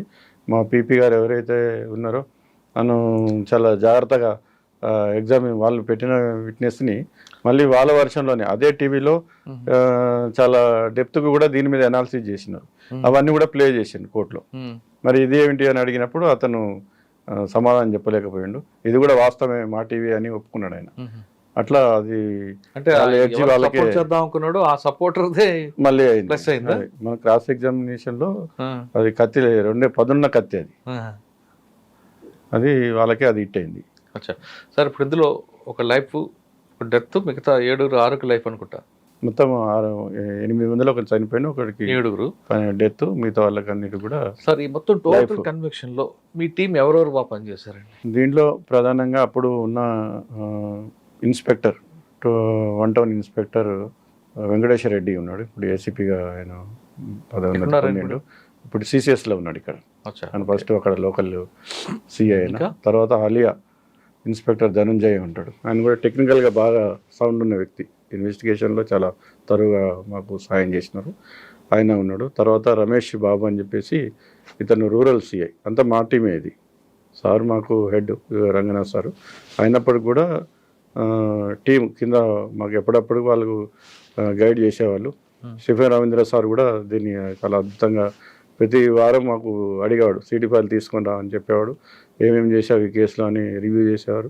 సీనియర్ పోలీస్ ఆఫీసర్గా కాకుండా కూడా మాకు చాలా డెప్త్గా, ఒక ఐజీ స్థాయిలో ఉండి అంత డెప్త్గా ఇన్వాల్వ్ అయ్యింది సార్ స్టీఫెన్ రవీంద్ర సార్. తర్వాత రంగనాథ్ సార్ కూడా ప్రతి 2 రోజులకు ఒకసారి ఈ కేసులో ఏం జరుగుతుంది, ఏం చేస్తుంది, ఇట్లా కాదు ఇట్లా అని మాకు గైడ్ చేయడం జరిగింది. తర్వాత అక్కడున్న సుధీర్ ఎస్ఐ ఉన్నాడు. తర్వాత అక్కడ మాకు పాషా సిఐ గారు, తర్వాత శివ అని ఇంకా సిఐ గారు ఉన్నారు, ఆయన కూడా. తర్వాత అక్కడ మళ్ళీ ఇంకా లోకల్లో రాజశేఖర్ రెడ్డి అని ఒక ఎస్ఐ ఉన్నాడు. రాజశేఖర్ రెడ్డి అప్పుడు 1 టౌన్లో రూరల్ ఎస్ఐ, ఆయన మీరు నల్గొండ రూరల్ ఎస్ఐ ఉన్నాడు. అతను కొద్దిగా టెక్నికల్గా పట్టు ఉన్నది. ఒక ఇన్వెస్టిగేషన్ ఆఫీసర్కి సపోర్టింగ్గా ఉండకపోతే మేము చెప్పింది వాళ్ళు వెంటనే తీసుకురావాలి. ఆ సాక్ష్యాలు అక్కడ జరిగినాయి, సీసీటీవీ ఫుటేజ్ల కలెక్షన్ ఉంటుంది. తర్వాత ఇంకా రకరకాలైనటువంటి సైంటిఫిక్ ఎవిడెన్స్ కలెక్ట్ చేసేది ఉంటుంది, డాక్యుమెంటరీ ఎవిడెన్స్ కలెక్ట్ చేసేది ఉంటుంది, ఇంకా సర్కమ్స్టెన్సెస్ ఎవిడెన్స్ కలెక్ట్ చేసేది ఉంటుంది. ఇవన్నీ చేయాలంటే ఒక ప్లాన్ ఆఫ్ యాక్షన్ చేసుకుంటాం ముందు. ఒక నేరం జరిగినప్పుడు మనం ఎట్లా ఇన్వెస్టిగేషన్ అనేది ఒకటి ప్లాన్ ఆఫ్ యాక్షన్ చేసుకోవడం జరుగుతుంది. ఆ ప్లాన్ ఆఫ్ యాక్షన్కి లీడర్గా ఇన్వెస్టిగేషన్ ఆఫీసర్ ఉంటారు. ఆ ఇన్వెస్టిగేషన్ ఆఫీసర్కి కాకుండా కోర్టు కానిస్టేబుల్స్ ఏఎస్ ఎవరు ఉన్నారు? వాళ్ళు కూడా మాకు అక్కడ ఉన్నటువంటి మధు అని ఉంటాడు ఏఎస్ఐ, మా దగ్గర 1 టౌన్ దగ్గర ఉన్న అతన్ని ఈ కేసు గురించే మా ఆఫీస్కి తీసుకోవడం జరిగింది.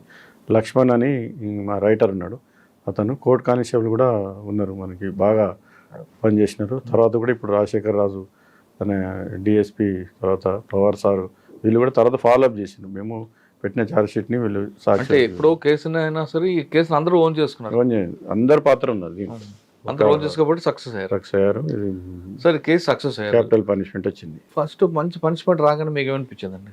అంటే ఒక మేము అక్కడ ఉన్నప్పుడు నేరం జరిగింది, దీని మీద ఎట్లయినా మేము కన్విక్షన్ తీసుకోవాలా, శిక్ష పడి పెట్టి సమాజానికి కూడా ఒక మెసేజ్ ఇవ్వాలా అనే ఉద్దేశంతో చాలా కష్టపడటం జరిగింది. వాళ్ళ మీద పీడీ యాక్ట్ ఉట్టిగా జనరల్గా ఇట్లాంటివి అయినప్పుడు ఉట్టి కేసు పెడతారు, పీడీ యాక్ట్ అనేది పెట్టరు. ఇది ఎందుకంటే ఒక కుటుంబానికి సంబంధించిన ఇష్యూ కాబట్టి అయినప్పుడు కూడా దీన్ని మనం ఒక సామాజిక కోణంలో దాన్ని ఎనాలిసిస్ చేసి పీడీ యాక్ట్ కూడా పెట్టడం జరిగింది. చాలా సీరియస్గా మేము దీన్ని నేరాన్ని తీసుకోవడం జరిగింది, ఇన్వెస్టిగేషన్ చేసినాం. చాలా తీర్పు వచ్చిందనగా చాలా మాకు మేము పడ్డ కష్టానికి ఇది ఒక ప్రతిఫలం అనేది కూడా మేము బాగా ఆనందపడ్డాము. మేము కూడా ఒక రకంగా గర్వపడ్డాం. మేము ఎంతో కష్టపడి ఈ స్థాయికి వచ్చినాం, అనేక రకాల సంఘటనలు చూసినాం, చాలా సంతోషపడ్డాం. జడ్జిమెంట్ వచ్చిన తర్వాత విక్టిమ్స్ ఫ్యామిలీ మీకు ఏమన్నారండి? వాళ్ళు మాకు ఫస్ట్ రాగానే బాలస్వామి ఫోన్ చేయడం జరిగింది, సార్ చాలా అద్భుతంగా మీరు ఇన్వెస్టిగేషన్ చేశారు, చాలా మీ మీద నిలబెట్టుకున్నటువంటి నమ్మకాన్ని మీరు తూచా తప్పకుండా దాన్ని పాటించారు, మా నమ్మకాన్ని వమ్ము చేయలేదు, మేము కృతజ్ఞతలే ఉంటాం మేము అని కూడా. వేరే వాళ్ళైతే ఇంత ఎఫెక్ట్ అంటే ఒక బాండింగ్ ఒక ఇదైపోయింది వాళ్ళకి, మాకు విక్టిమ్స్కు మాకు.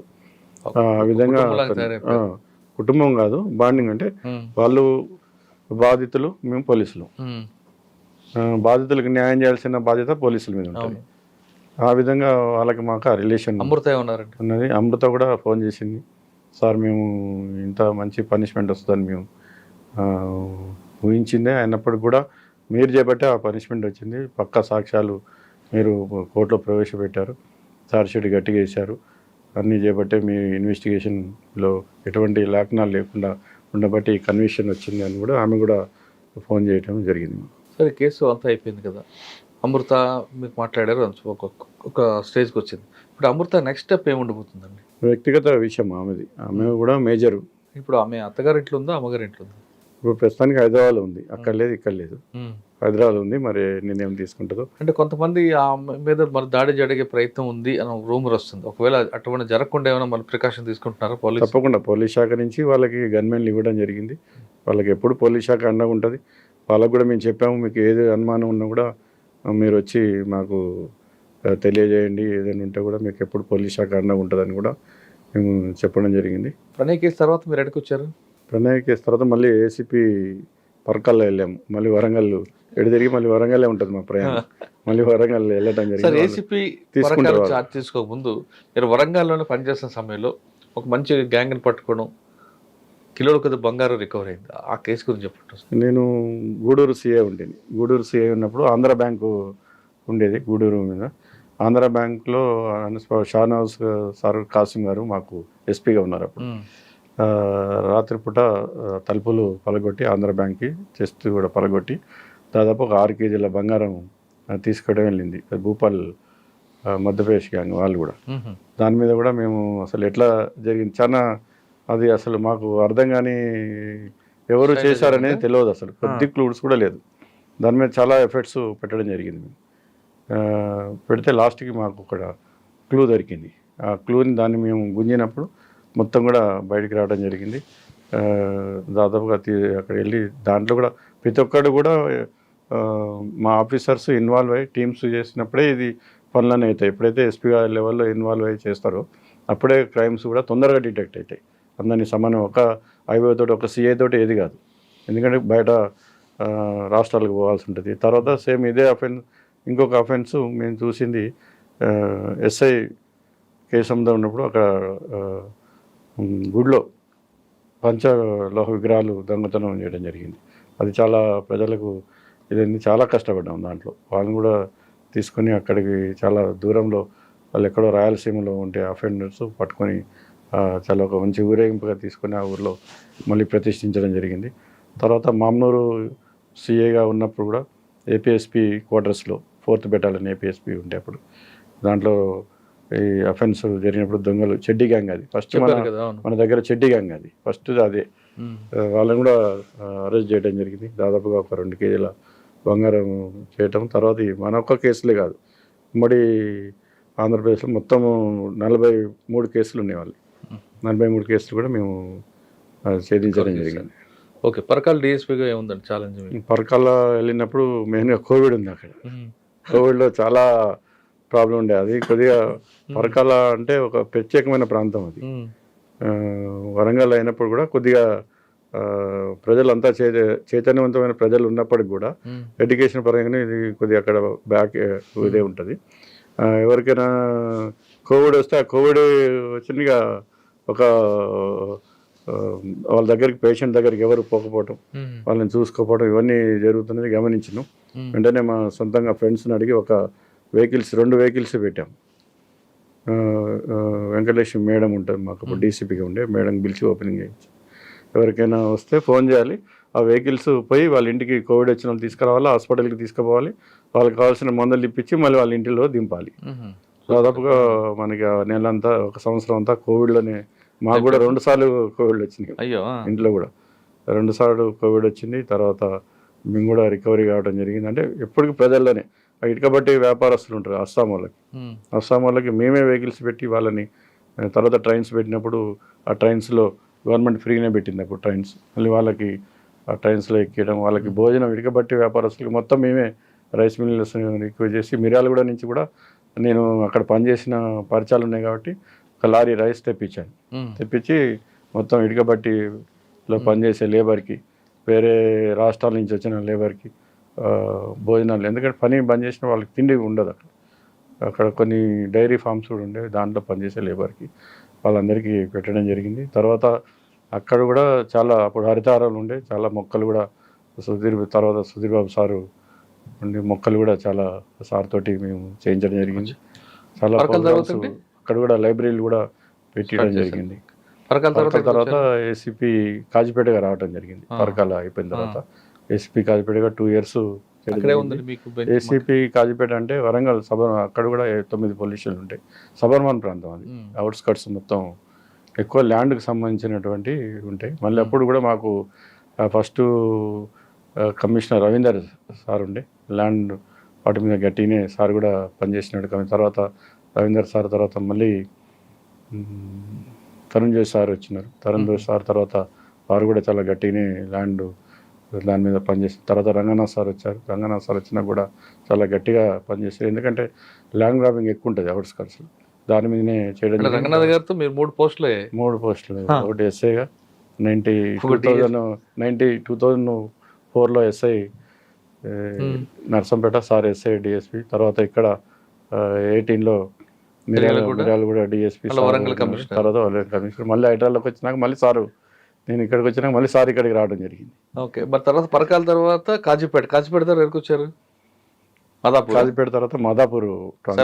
అక్కడ ఎలక్షన్ కోడ్ వచ్చినప్పుడు ఎలక్షన్ కోడ్లో సైబరాబాద్ కమిషనరేట్లో. సార్ ఇక్కడ మీకు రూరల్ పోలీసుల నుంచి మీరు అర్బన్లోకి వచ్చారు, ఏమైనా ఇబ్బంది వచ్చిందా? ఇక్కడ చాలా తేడా ఉంది. అక్కడ మా ప్రయాణం అంతా పేద ప్రజలతోటి ప్రయాణం, బాధితులతోటి ప్రయాణం. అక్కడ మనకు ఏదైనా సాయం చేసుకోవడానికి చాలా ఆపర్చునిటీ ఉంది, పేరు తెచ్చుకోవడానికి కూడా ఇక్కడ వచ్చిన తర్వాత అన్ని బందోబస్తులే. మాదాపూర్ ఏరియాలో చాలా మీకు తెలియదు అంతా సెన్సిటివ్ 3 పోలీస్ స్టేషన్లు ఉంటాయి, గచ్చిబౌలి, మాదాపూర్, రాయదుర్గం, అన్ని విఐపి బందోబస్తులే. అక్కడ లేచిన కానించి విఐపి బందోబస్తులే. ల్యాండ్ కేసులు ఎక్కువ ఉంటాయి. అప్పుడు స్టీఫెన్ రవీంద్ర సార్ మాకు 2వ ఎస్పీగా పనిచేసినాం కాబట్టి సార్ దగ్గర మాకు మా పని విధానం సార్కి తెలుసు కాబట్టి సార్ కూడా చాలా గైడ్ చేసేవాళ్ళు. కానీ ఒకటైతే ఇబ్బంది వస్తుందండి, అర్బన్లో మీరు రూరల్లో పనిచేసినప్పుడు మీ మాట చెల్లుబాటు అవుతుంది, మీరు ఒక ఫోన్ కొడితే వచ్చి పడతాయి. కానీ అర్బన్కి వచ్చాక చాలా కష్టపడాల్సి ఉంటుంది. మనం రూరల్లో పనిచేసినంత ఇక్కడ పనిచేయడానికి మనకి తక్కువ అవకాశాలు ఉంటాయి. అక్కడ అన్నీ మనకి పోలీసుని ప్రేమిస్తారు, పోలీస్కి సాయం చేస్తారు. ఏదైనా మంచి చేస్తే ప్రజలు మంచి సహకరిస్తారు. రూరల్లో చెడు చేస్తే కూడా ఆ విధంగా ఇక్కడ మంచి చేసినా చెడు చేసినా పోలీసుని పట్టించుకునే వాళ్ళు చాలా తక్కువ. అవును. అందుకోసమే రూరల్లే ఎక్కువ మేము ఇష్టపడతా ఉంటాం. మాదాపూర్ తర్వాత ఎక్కడికి వచ్చారండి? మాదాపూర్ తర్వాత మళ్ళీ నేను విజిలెన్స్లోకి వచ్చినాను. విజిలెన్స్లో జిహెచ్ఎంసీ విజిలెన్స్లోకి రావడం జరిగింది. కానీ తర్వాత మీరు హైడ్రా కూడా వచ్చినట్లున్నారు కదా? ఫస్ట్ అది ఈవిడిఎం, ఫస్ట్ హైడ్రా అనేది కొత్త ఆర్గనైజేషన్. అది ఇదే ఈవిడిఎం ఉండేది అప్పుడు. మాకు ప్రకాష్ రెడ్డి సారు ఎస్పీగా ఉండే ఈవిడిఎం ఇన్ఛార్జి. తర్వాత ఇదే ఈవిడిఎంని హైడ్రాగా మార్చినారు. హైడ్రాగా మార్చినప్పుడు మేము కూడా సారు హైడ్రా కమిషనర్గా రంగనాథ్ సార్ని వేయడం జరిగింది. తర్వాత హైడ్రాకు కూడా ప్రత్యేకమైన స్టాఫ్ని అలాట్ చేయడం జరిగింది గవర్నమెంట్.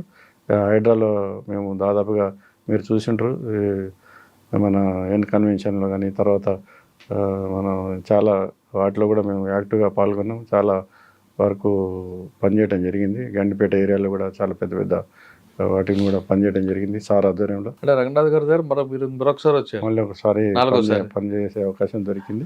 తర్వాత మళ్ళీ హైడ్రాకి స్టాఫ్ అలాట్ అయిన తర్వాత మళ్ళీ మేము జిహెచ్ఎంసీలో రిమైనింగ్గా మిగిలిపోవడం జరిగింది. జిహెచ్ఎంసీలో ఏం వర్క్ ఉంటుందండి? జిహెచ్ఎంసీలో ఎక్కువ మాది విజిలెన్స్. అంటే కమిషనర్ గారు మాకు కొన్ని సపరేట్, ఇప్పుడు మాకు ఇంజనీరింగ్ వర్క్స్ ఇచ్చారు సార్. ఇంజనీరింగ్ వర్క్స్ ఏ విధంగా జరుగుతున్నాయి, క్వాలిటీగా ఉన్నాయా, లేకపోతే అక్కడ ఏదైనా అసలు కొన్ని జరగని పనులు కూడా ఉండవచ్చే అవకాశం ఉంది. వాటి మీద కూడా దాదాపు 650 వరకు అక్కడ తీసిన. జిహెచ్ఎంసీలో కూడా మేము వచ్చినప్పుడు ఒక ట్యాక్స్ సంబంధించినటువంటి తీసుకురావడం జరిగింది. వాళ్ళని కూడా కేసు పెట్టి జైలు పంపడం జరిగింది. జిహెచ్ఎంసీలో కూడా ఏంటంటే దాని ట్యాక్స్ అంటే ఇప్పుడు సార్ విజిలెన్స్లో మీరు కేసు పెట్టారనుకోండి, ట్యాక్స్ మీరు చెప్పింది అది ఎవరు లోకల్ పోలీస్కి ఇస్తారా, సిసిఎస్కి ఇస్తారా? మేము ఈ కేసు మాత్రం సిసిఎస్కే ఇవ్వడం జరిగింది. పెద్ద కేసులన్నీ సిసిఎస్కే ఇస్తాము. చిన్నవి ఉంటే వాటిని మన లోకల్ పోలీస్ స్టేషన్కి ఇవ్వడం జరుగుతుంది. ఈ ట్యాక్స్ సంబంధించింది సిసిఎస్లోనే అయింది కేసు. ఇంకా ఎంతకాలం ఉందండి సర్వీస్? నాకు ఇంకా 4.5 years ఉన్నది సార్. సార్ మీ టోటల్ సర్వీస్ తీసుకుంటే గూడూరు దగ్గర బంగారం పట్టుకున్నారు, తర్వాత కొన్ని ఏరియాలో మెడికల్ క్యాంపులు, కొన్ని ఏరియాలో లైబ్రరీలు, అంటే పోలీసింగ్తో పాటు సోషల్ అవేర్నెస్లో కూడా మీరు ఇన్వాల్వ్ అవుతున్నారు. సోషల్ సర్వీస్ చేయడం అంతా కూడా మంచి కాన్సెప్టే. ఇటు మిరియాల కూడా వచ్చేసరికి మీకు మీ టోటల్ సర్వీస్నే మార్చి పట్టేసింది కేసు ఇది. ఓకే, ఇంకో 4 years సర్వీస్లో మీ గోల్ ఏముందండి? అంటే దగ్గర అవ్వాలి అదొకటి, కాంతో పాటు ఇంకా ఏం చేయొచ్చు? ప్రజలకి పోలీసుల మీద గౌరవం పెరగాలన్నా, నమ్మకం రావాలన్నా ఏం చేయాలి?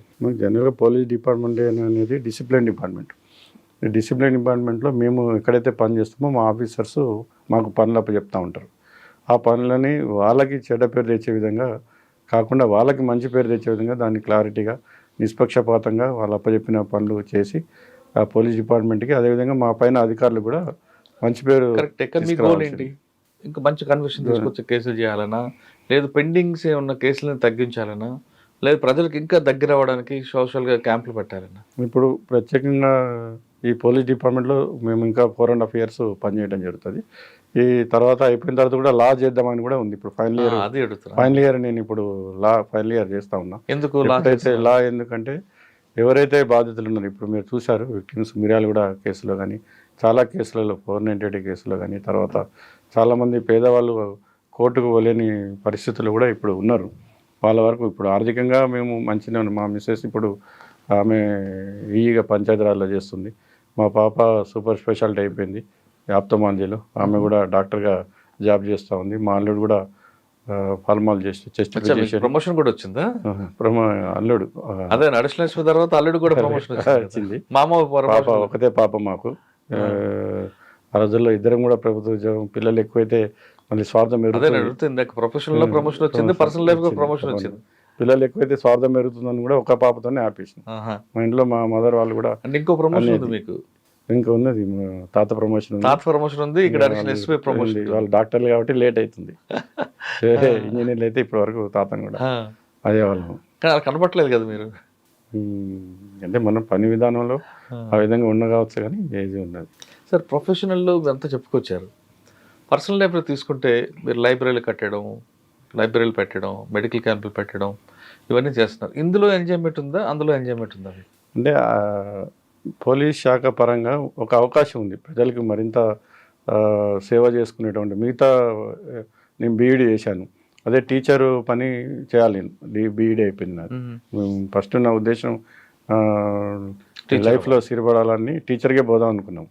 పోలీసు రావాలనే ఉద్దేశం అసలు ఎట్టి పరిస్థితులు ఆ ఊహ కూడా అనుకోలేదు. అది పడ్డది, వెళ్ళిపోయాం, దాంట్లో ఉండిపోయినాం. కాబట్టి టీచర్గా వెళ్ళిపోయేదానికంటే టీచర్గా మనం పిల్లల్ని, మంచి విద్యార్థుల్ని, భావి భారత నిర్మాతల్ని, ఏ దేశ భవిష్యత్తు అయినా కూడా 4వ తరగతి మధ్యలోనే అది నిర్దేశించబడుతుంది. అట్లాంటి వాళ్ళని తయారు చేయాలనే ఉద్దేశం మాకు అప్పుడు ఉండే.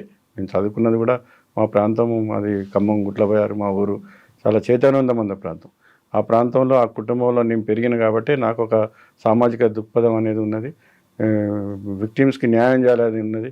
ఎక్కడ కూడా కాంప్రమైజ్ కాకుండా చాలా ఒత్తిళ్ళు వస్తూ ఉంటాయి. రకరకాల కేసులు మేము రోజువారీగా పోలీస్ స్టేషన్లో చాలా ఉంటాయి. బలవంతుడు ఇంకా కొంతమంది చేస్తాడు, బలహీనుడు ఆ విధంగానే ఉంటాడు. మా సాధ్యమైనంత వరకు చేస్తామంటే మనం 10 మందికి మంచి చేస్తే భగవంతుడు కూడా మనకి మంచి చేస్తాడనే ఉద్దేశంతోనే ముందుకు పోతా ఉన్నాం. తర్వాత ఈ పోలీస్ దాంట్లో మీరు అన్నారు సామాజిక కార్యక్రమాలకు అవకాశం ఉన్నది. అదే టీచర్గా ఉంటే మనం పాఠాలు, మన మాట బయట సంబంధాలు అనేవి ప్రజా సంబంధాలు ఉండవు. దీంట్లో రకరకాల వ్యక్తులు వస్తారు. మీకు తెలుసు, పోలీసులు అంటే బలవంతుడి మీద బలహీనంగా పనిచేస్తారు, బలహీనుడి మీద బలవంతంగా పనిచేస్తారు అనేది నానుడు ఉంది. అటువంటిది మేము పబ్లిక్ అంటే మేము ప్రజా లైఫ్లోంచే వచ్చినాం. అంటే పోలీసు కమ్యూనిస్ట్ పార్టీ కుటుంబాల నుంచి వచ్చినాం. దాంతో పోలీసులకి వ్యతిరేకంగానే ఉంటారు జనరల్గా. అంటే అవగాహన రాహిత్యం వల్లను ఇప్పుడు కొద్దిగా వాళ్ళు కూడా మారుతూ ఉన్నారు. కాబట్టి మేము పోలీస్ పరంగా ఈ విధంగా ఉంటే ఇంకా మనకి చెడ్డ పేరే వస్తుంది జనంలో. పోలీస్కి చెడ్డ పేరే జనంలో వస్తుంది కాబట్టి మనం వ్యక్తిగతంగా చెడ్డ పేరు ఏం తెచ్చుకోవాలి. దాంట్లో ఉండి కూడా సామాజిక కార్యక్రమాలు, తర్వాత ప్రజలకి మంచి చేస్తే మనకు కూడా రిప్యుటేషన్ ఉంటుంది ప్రజల్లో. అధికారులు మంచిగా చెప్పుకుంటూ ఉంటారు, ప్రజలు మంచిగా చెప్పుకుంటారు, మన తల్లిదండ్రులు వాళ్ళు కూడా గర్విస్తూ ఉంటారు మనం చేసే పని. మన కుటుంబాలు ఉంటాయి. మీరు చాలామందిని ఆఫీసర్లు చూస్తూ ఉన్నారు. చాలామంది కూడా చిన్న ఎంతో వాళ్ళకి అన్ని రకాలు ఉన్నా కూడా ఇంకా డబ్బులు కావాలన్న ఆశతోటి విక్టిమ్స్కి అన్యాయం చేస్తూ ఉంటారు. ఆ ఉద్దేశం మాకు ఎప్పుడూ లేదు. ఆ నేపథ్యం నుంచి మంచి కుటుంబం నుంచి, ఒక అభివృద్ధి కుటుంబం నుంచి వచ్చాం కాబట్టి సామాజిక నేపథ్యాలన్నీ కూడా మాకు తెలుసు కాబట్టి మేము ప్రజలకి మంచి పని చేయాలి, పేరు తెచ్చుకోవాలని పని చేస్తూ ఉన్నాం. ఓకే సార్, ఫైనల్గా చెప్పండి, ఈ డిపార్ట్మెంట్లో వచ్చే వాళ్ళకి మీరు ఇచ్చే మెసేజ్ ఏంటి? అలాగే పోలీసు శాఖ అనేది దేవుడిచ్చిన వరం. మీకు చాలా శాఖలు ఉంటాయి. ఇన్కమ్ ట్యాక్స్ ఉంటుంది, లేదా రైల్వే ఉంటుంది, ఇంకొక చాలా ఉంటాయి. చాలా శాఖల్లో మనకి ఈ విధంగా ప్రజలతో మిళితమైన శాఖ ఒక్కటే పోలీస్ శాఖ. నువ్వు ఇన్స్టెంట్ న్యాయం చేయొచ్చు. ఇంకొక ఏదైనా వచ్చినప్పుడు నువ్వు ఇద్దరు కొట్టుకొని వస్తారు, తప్పైనా అక్కడనే మనం 2 వీకితే వాడు కూడా సాటిస్ఫాక్షన్ అవుతాడు. కేసు పెట్టుకోవారా 200 ఫైన్ కట్టుకో అంటే సాటిస్ఫాక్షన్ ఉండదు వాళ్ళకి. మనం ప్రజలకి న్యాయం ఇమ్మీడియట్గా చేసే అవకాశం ఉంటుంది. వాళ్ళు కూడా అదే కోరుతూ ఉంటారు. మేము చాలామంది చూసాం, ఈవెన్ జడ్జెస్ కూడా మాకు ఫోన్ చేసి వాడు చిట్టి మేము పెట్టను ఇస్తలేరు అంటే మనం వాళ్ళని బెదిరించి చిట్టీలు కూడా ఇప్పించడం జరిగింది. అంటే వాళ్ళు కూడా చేయొచ్చు, జడ్జీలు కూడా గౌరవప్రదమైన వృత్తిలో ఉన్నారు. కానీ వాళ్ళకి ఇన్స్టెంట్ న్యాయం చేసే పరిస్థితి కూడా మాకున్నది. ఎవరికైనా ప్రజలకి, విక్టిమ్స్కి మనం చేతనైనంత వరకు సహాయం చేసే పరిస్థితి ఒక పోలీసులోనే ఉన్నది. నేను పోలీసులో ఉద్యోగం అంటే దేవుడు మనకి ఇచ్చినట్టు వరం కిందనే మేము భావిస్తాను. అంటే ఈ డిపార్ట్మెంట్ రమ్మంటారు అందరికీ? తప్పకుండా రావాలి, ప్రజలు రావాలి, వాళ్ళ చేతిలో ఉన్నంత వరకు సాయం చేయాలి. అదేవిధంగా విక్టిమ్కి న్యాయం చేయాలి. మనం అనుకుంటాము కొన్ని చాలామంది మా పోలీస్ ఆఫీసర్లు కూడా మేము సీనియర్స్ని చాలా ఇబ్బంది పడుతూ ఉన్నారు వాళ్ళు కుటుంబాల పరంగా. అంటే అప్పుడు వాళ్ళు సరిగా చేయక ఆ శాపాలు తగిలి చాలా ఇబ్బందులు. అటువంటి చేయకుండా ఇప్పుడు మంచిగా అనిపిస్తుంది. మనం ఎట్లుంటుంది, సిగరెట్ తాగేటప్పుడు మంచిగా ఉంటుంది, గంజాయి తాగేటప్పుడు మంచిగా ఉంటుంది. అది ఇంకో తర్వాత అది ఏమైతే మన ఆరోగ్యాన్ని అట్లా ఇప్పుడు పని చేసేటప్పుడు కూడా డబ్బులు ఇస్తామంటే తీసుకోబుద్ధి అవుతుంది. తర్వాత ఇంకోటికి వాడికి మనం ఎందుకు వేరే వాళ్ళకి అన్యాయం ఎందుకు చేయాలనే ఆలోచన కూడా వీళ్ళకి ఉండాలి. ఇప్పుడున్న కొత్త బ్యాచ్ వాళ్ళు కానీ సీనియర్స్ చాలామంది గట్టిగా పనిచేశారు. దాదాపుగా 80% మంచి వాళ్ళే ఉంటారు డిపార్ట్మెంట్, 20% ఉంటారు. 20% వాళ్ళు ఎక్కడైనా ఉంటారు. వాళ్ళ నెగిటివ్ అది కూడా ఉండొద్దు అంట మనం. అంటే ఈ పోలీస్ డిపార్ట్మెంట్ ఉన్నప్పుడు వాళ్ళకి సాధ్యమైనంత వరకు నీకు అవకాశం ఉంది కాబట్టి పని చేయాలి. మీ కొత్త వాళ్ళు ఎవరైతే ఉన్నారో పోటీపడి చదవాలి, చదివి డిపార్ట్మెంట్లోకి రావాలి, ప్రజలకి ఈ సేవ చేయాలి అనేది కూడా మేము ఆశిస్తూ ఉన్నాం. ప్రణయ్ కేసులో ఇన్వెస్టిగేషన్ ఎలా చేశారు, సాక్ష్యాలు ఎలా సేకరించారు, కోర్టు ముందు ఎలా ప్రొడ్యూస్ చేశారు, సైంటిఫిక్ ఎవిడెన్స్ ఏంటి, ఇవన్నీ కూడా మన శ్రీనివాస్ గారు అడిగి తెలుసు. సార్, ఈ కేసులో స్టార్టింగ్ నుంచి ఒకసారి మీరు అంతా కేసు అంతా రివీల్ చేశారు, కానీ ఎవిడెన్స్ ఎలా తీసుకొచ్చారు, ఆ లింక్ తెగిపోకుండా ఎలా మీరు ఛార్జ్షీట్ తీసుకొచ్చారు? ఎందుకంటే మీరు వేసిన ఛార్జ్షీట్ 1200 పేజీలు ఉంది, ఎవిడెన్స్ విట్నెస్లు తీసుకుంటే 60 పైగా కనిపిస్తున్నారు. ఒకరు చెప్పిన దానికి ఒకరు చెప్పిన దానికి ఎక్కడ కూడా డిఫరెన్స్ లేకుండా చెప్పబట్టి ఆ కేసు నిలబడింది. ఒక సాక్ష్యాలు విట్నెస్లు ఎక్కువ ఎన్నుకోలేదు, కేసు వీకిపోతుంటుంది. కానీ ఇప్పుడున్న ఈ కేసులో మాత్రం ఎక్కడ అలాంటి డిస్టర్బెన్స్ లేదు. తర్వాత డిఫెన్స్ వాళ్ళు కూడా ఎక్కడ కూడా మర్డర్ని ఎక్కడ వాళ్ళు జరగలేదు అని చెప్పట్లేదు. వాళ్ళు కేవలం ఎస్సీ ఎస్టీ కేసు మాత్రమే దాని మీదే వెళ్ళారు వాళ్ళు.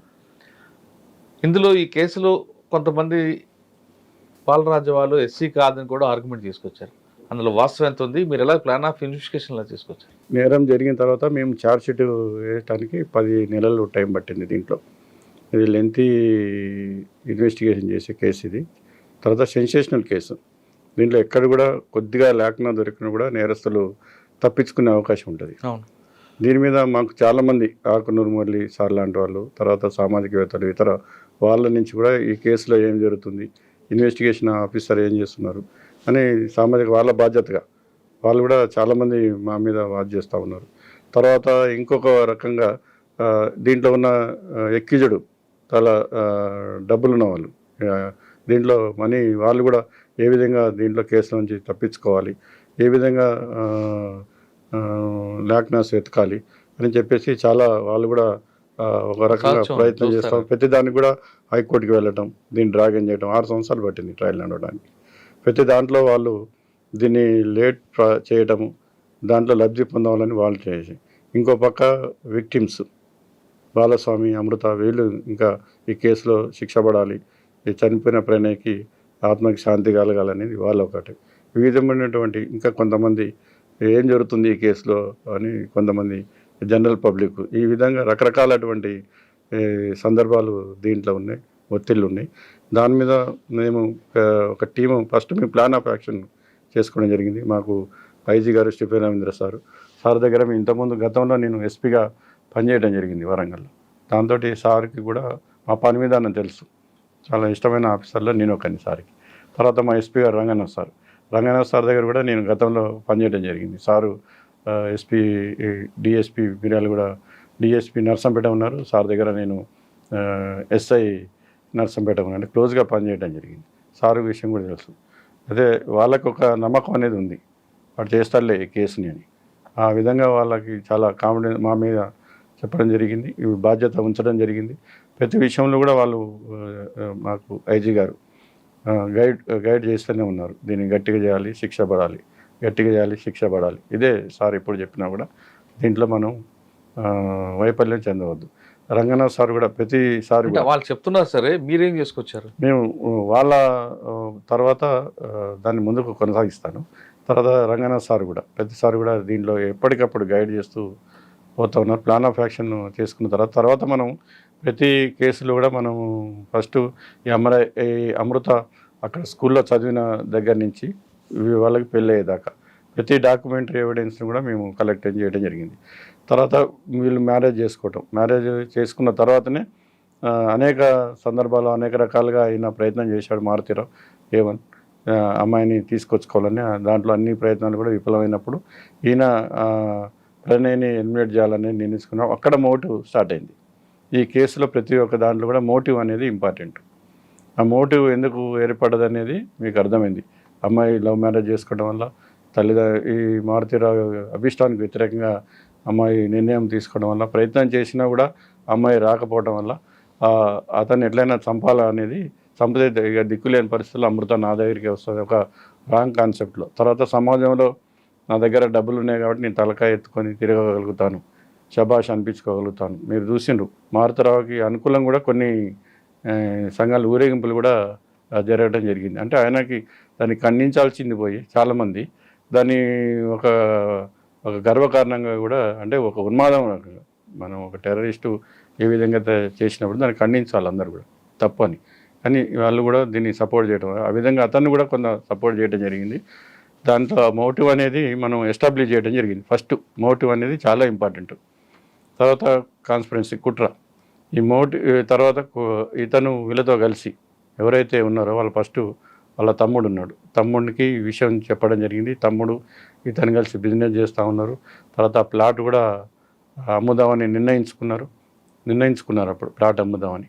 తర్వాత ఇతను కరీం అని A4 ఉన్నాడు, అతని ద్వారా ఇంతకుముందు అక్కడ లోకల్లో డిస్ప్యూట్స్ ఉండే అబ్దుల్ బారీ A5కును మారుతిరావుకి.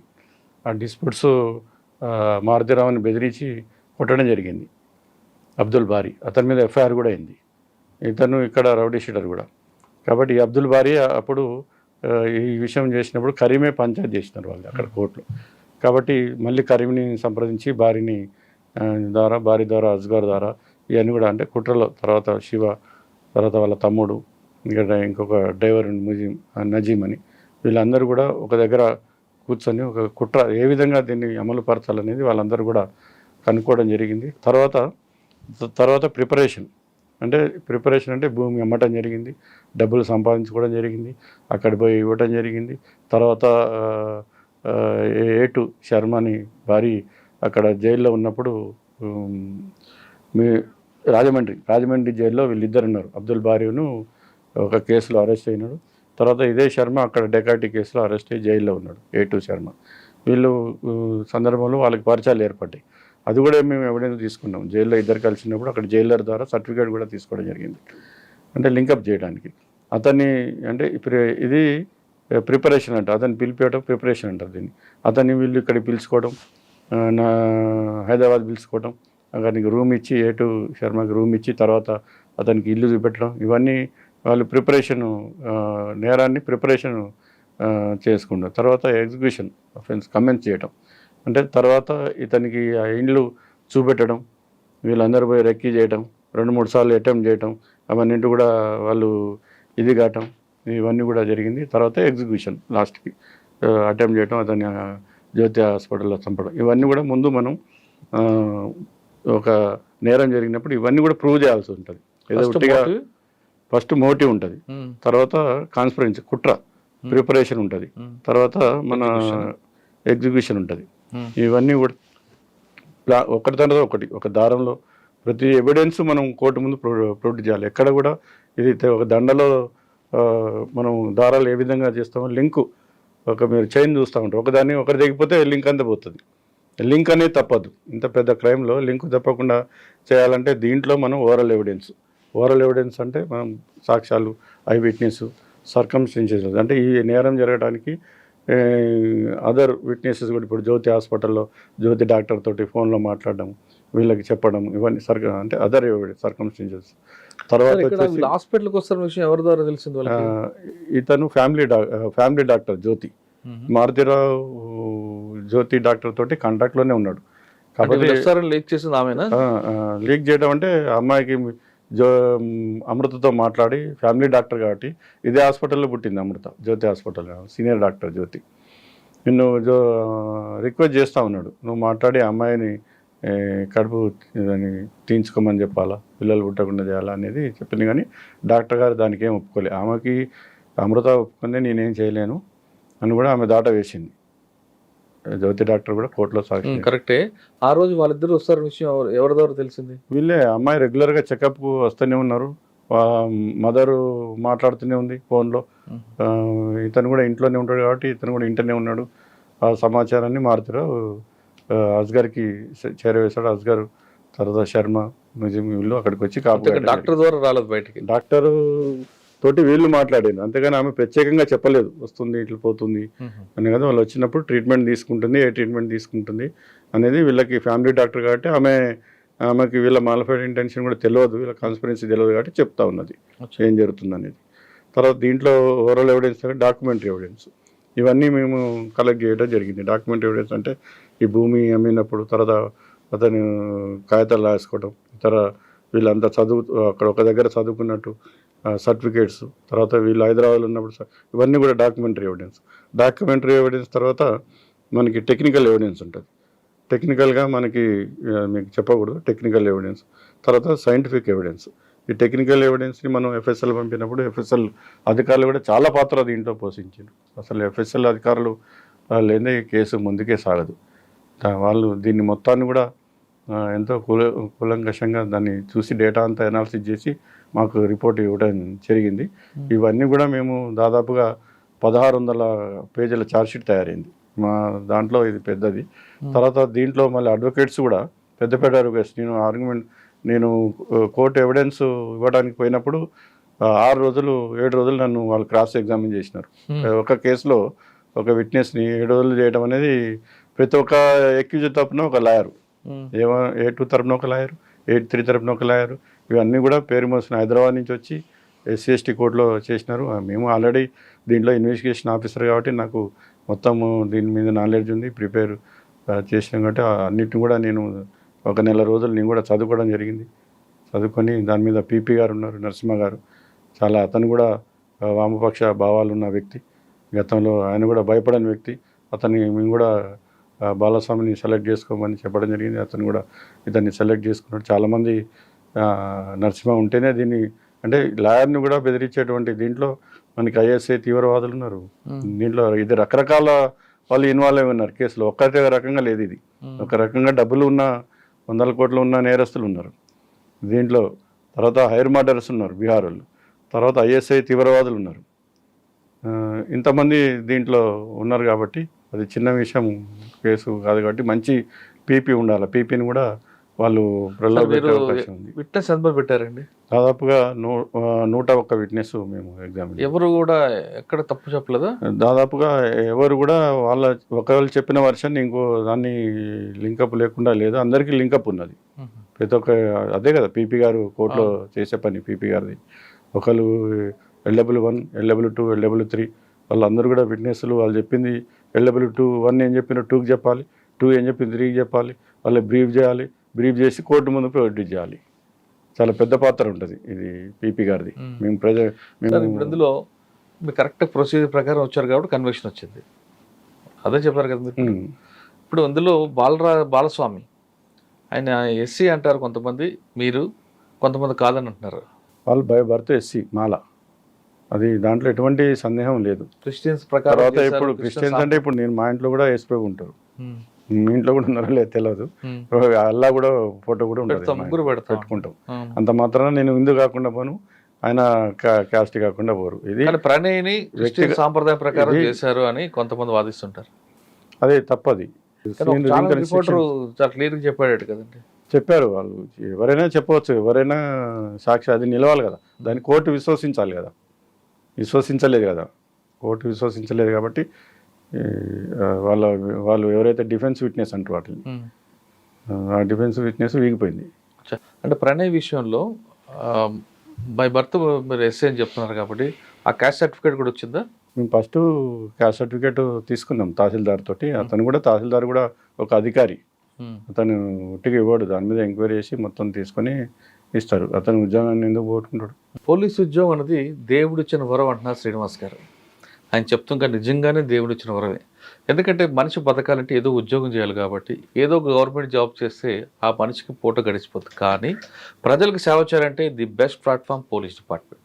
అన్నిటికన్నా ఇంపార్టెంట్ సత్వర న్యాయం అనేది పోలీస్ డిపార్ట్మెంట్ ద్వారా సాగుతుంది. కాబట్టి ఖచ్చితంగా ఇందులో వచ్చేవాళ్ళు నీతి నిజాయితీ నిబద్ధగా ఉన్నవాళ్ళు మాత్రం రండి. ఖచ్చితంగా ప్రజలు మీ చేసిన సేవలకి గుర్తుపెట్టుకుంటారని చెప్తున్నారు. ముఖ్యంగా ఛార్జ్షీట్ వేసే విషయంలో కానీ కేసు ఇన్వెస్టిగేషన్ చేసిన విషయంలో కానీ శ్రీనివాస్ గారి ద్వారా చాలా నేర్చుకోవాలి. ఆయన నల్గొండ మిర్యాలగూడ కేసులో ఫస్ట్ వెళ్ళగానే లా అండ్ ఆర్డర్ ఎక్కడ కాకుండా చూస్తుంటే మరోవైపు ఆ సీన్ ప్రెజర్ చేయడం, ఆ లింక్ తెగిపోకుండా జాయింట్ చేయడం, ఒక టీం వర్క్ చేయడం వల్ల ఆ కేసు ఫైనల్గా ఒక డెత్ సెంటెన్స్, కొంతమందికి లైఫ్ వచ్చింది. ఇదే విధంగా ప్రతి కేసులో కూడా ప్రతి అధికారి కూడా ప్రవర్తిస్తే ఖచ్చితంగా నేరస్తులకు భయం పుడుతుంది. ఎవరైనా సరే తప్పు చేసే జైలుకి వెళ్లాల్సిందే అనే విషయం ఒక మెసేజ్ పోతుందని శ్రీనివాస్ గారి ప్లస్ ఆయన టీం రంగనాథ్ గారు అందరి వల్ల ఆ మిర్యాల కూడా కేసు బయటపడింది. ఇది శ్రీనివాస్ గారితో ఎక్సలెంట్ ఇంటర్వ్యూ. వచ్చే వారం మరో గెస్ట్తో మళ్ళీ కలుద్దాం. అంతవరకు నమస్తే. Thank you sir. Thank you very much. Once again congratulation. Thank you sir.